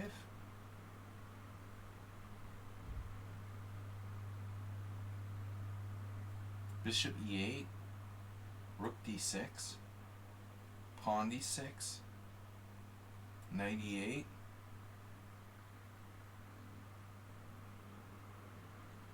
Did I talk to you guys about blockade before? Man, this is a scary situation. And Uberjar was talking about like g4. Shit, wait his winning move. Oh my god. He just happens to have rook c5. Talk about luck, bro. Wow. Wow. Wow, he has a move here. He's staying alive. Holy shit.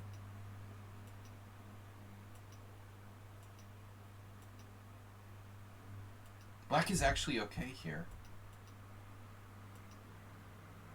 This is like the dumbest move of all time. I can't even understand like what possible intention is rookie. What is rook e5? It was a mouse slip. I think he meant to put his knight in e5. You know what? Maybe it was a mouse slip. Maybe he literally like wanted to move his knight to e5. I bet that's what happened. Move 11. Almost all crazy moves can be explained by mouse slips. Aliens, came down to earth and forced him to play rook e5. No, this has got to be a mouse slip, right? Your rook's attacked. You click the rook, and then you realize, oh shit, I have knight e5. So you've already clicked your rook. No. You have to ask yourself, seriously. I'm trying to retroactively figure out mouse slips. Telling you, he reacted, he saw his rook's attacked, he touched his rook, then he stopped to think. How much time did he spend? Yeah, dude spent almost a minute on this position. He spent almost a minute. Yeah, he could even sack the exchange or something, but that's okay, losing. Dude, it totally makes sense. Why would he spend a minute on rook e5? What does rook e5 do? Why would you even put your rook there? How does it even make sense remotely? I wondered why this game was so weird. He touched the rook, then realized he wanted to do knight e5, which is a fantastic move. Knocking out your bishop pair. But then when he, to his horror, when he went to play knight e5, he put his rook on e5 because he touched the rook first. Now he should just resign. But he can't because he's still not down material. Now move 11, coordinated. Oh my god. He traps your queen with knight e4. Don't worry, you can sack your queen. This is totally fine. You're still equal.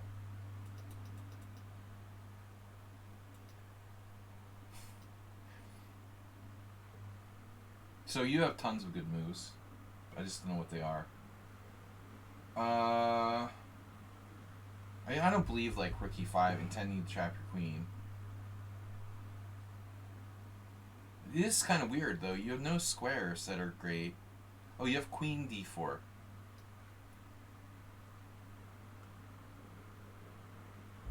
Queen d4. This is a good move. It gets you, on the e5 rook. You could have transferred out of there. Can I get a transfer? Your queen stays centralized. You don't allow him to capture on c5. Speed light chess, I did analyze your game, but that was another game. But I gotta go. Sorry, it's a little late for me. We're very late. I gotta go. Last games. Too late. You gotta submit the games earlier. Sorry, buddy. Black just randomly sacked the exchange, and then move 11 with very sloppy technique took him down. This is a nightmare, watching this split scramble.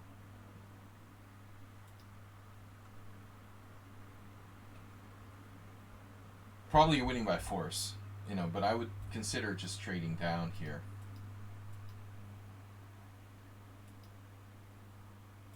Shit, he had queen c5 check. Driver, you're the master of the obvious. Seriously, man. I missed that when I was scrolling through the game the first time. Is that a problem? Are you serious? Jeez. Yeah. Needless to say, Sladgie would not play f3. I'm taking this as fast as it can be captured. Believe me. You can rest assured. I would not allow queen c5 check. No, I knew something was wrong here. Move 11 getting smothered mated. Oh man, this is ugly. Now the guy has a check, but it's too late. His knights are glued together. It's just comical. But I love this move, bishop d1. I'm picking on move 11 and Noob Driver a lot. Aren't you glad you didn't trade your bishop for his knight now? How about consolidating, bro? I think queen c4 might be worth a shot. This is weird. This is funny to watch. Finally, he had to play rook g1. Slowly, black starts to come unglued. Now h3. Classic blitz technique. Now he traded anyway. Yeah, he just took him down. Merciless.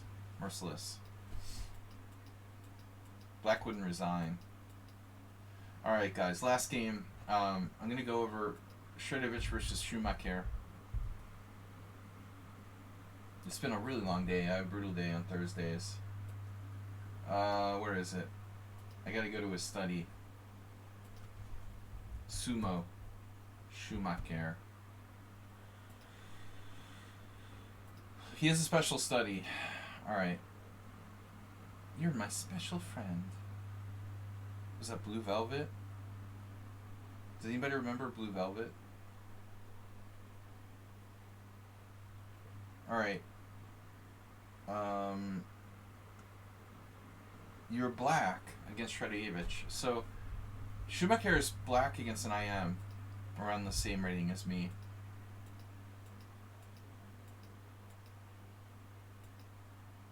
This is driving me crazy, bro. The knight f6. It's unbelievably solid for black. Takes, and I offer a draw. I hate that. I can't play the main line with white. But bishop f5 is problematic because everyone knows the theory like 30 moves deep. So he plays knight h3. This is not new. I played knight e2 literally against Schumacher the other day, which can transpose. You know everything from the 60s, Uber Driver. What year were you born? Kyrgios played 92, and that's why I played it. I lost to Robert Sulman once in New Hampshire Open. I played 92, and he played e5 against me. I was like, what is that? Ended up losing to him. Not even a clearly great move. But knight h3 is pretty similar. It basically transposes after e6, knight f4, bishop d6. Oh, I had this funny game the other day. I played this with white. I couldn't remember what the move was. I had this position with white. And what did I do? h4? This was topical for a little while. You could just take on f4.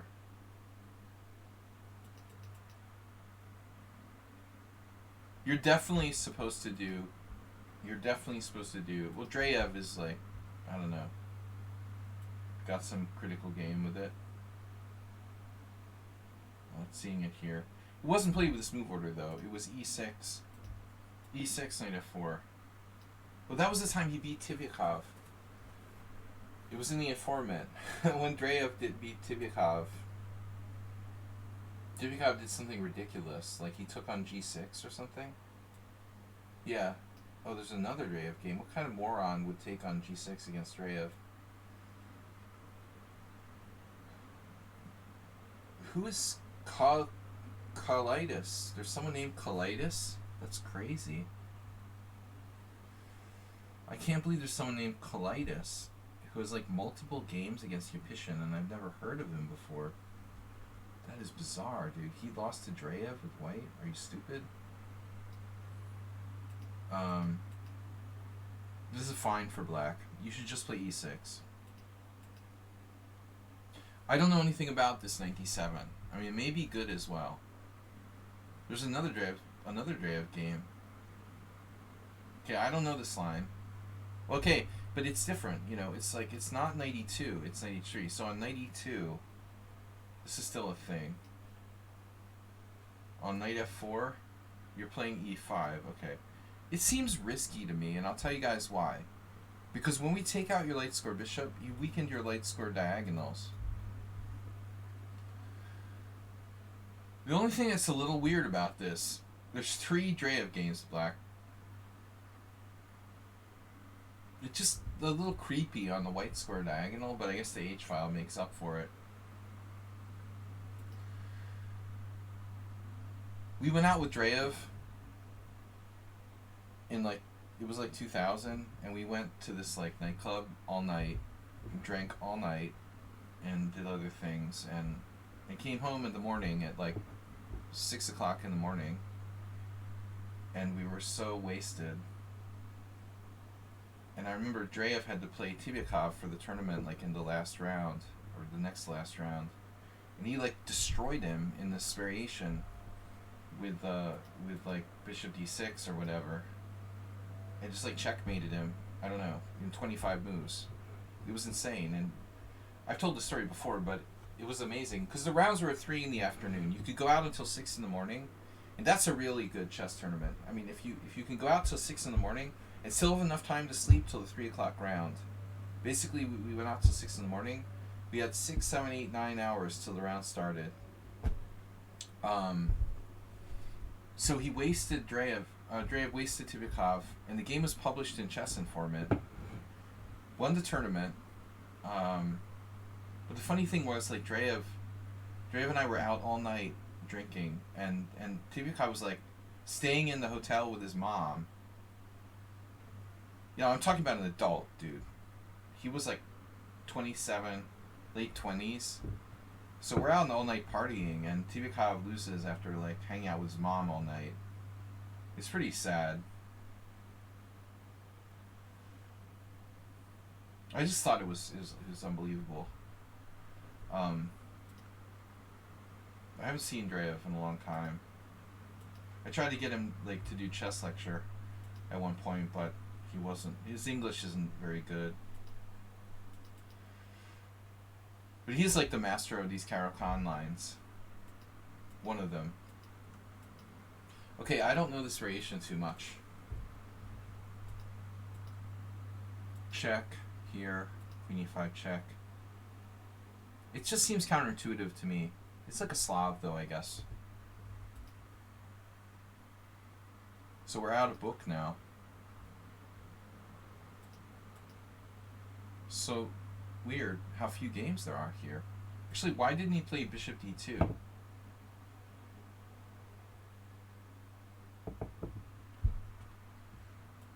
I guess Shrodeyevich didn't know the line. He's supposed to take on g6.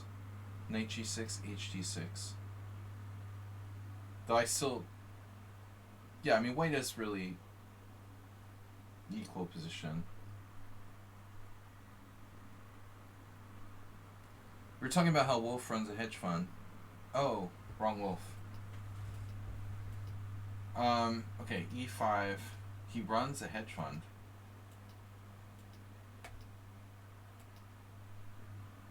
Hedge funds are like destroying the world, bro. Did you know that?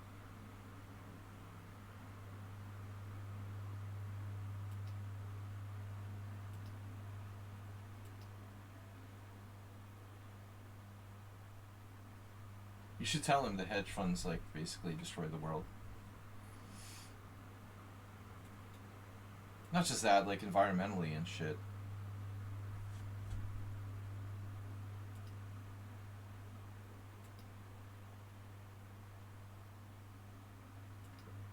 Wow. Do we have to lose our light square bishop?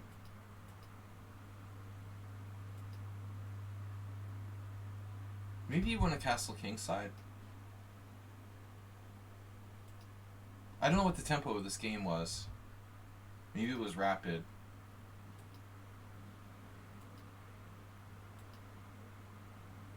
Oops, there goes our bishop. But that's alright. Can we take with the queen?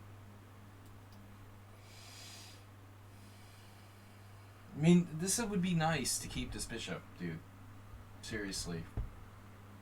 All other things considered. We're real low on squares. But I'd really like to keep that bishop. There is b4. b4, a4, etc. But after this, we're losing our dark square bishop. That kind of sucks. It sucks to lose the dark square bishop against an experienced player. He gets the technical position. Okay, so this for me is critical. Take with the queen. Keep the bishop on the diagonal. This is definitely better.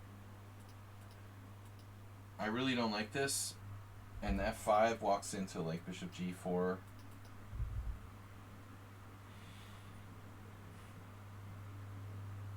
I just don't like losing our dark square bishop. We're going to be in a relatively symmetrical but open position with the two bishops versus two knights. This is pretty tough for black.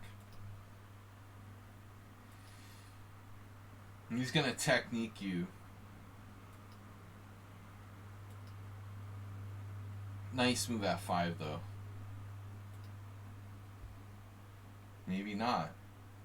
Yeah, I don't really know Sladgie that much. We played one game. He played a Pierce against me.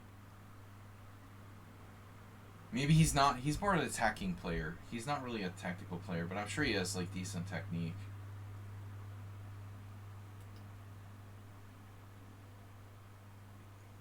This seems logical. I mean, you're heading for e5. It's just you gotta watch the a7. He doesn't let you. Your knights are all over him, bro.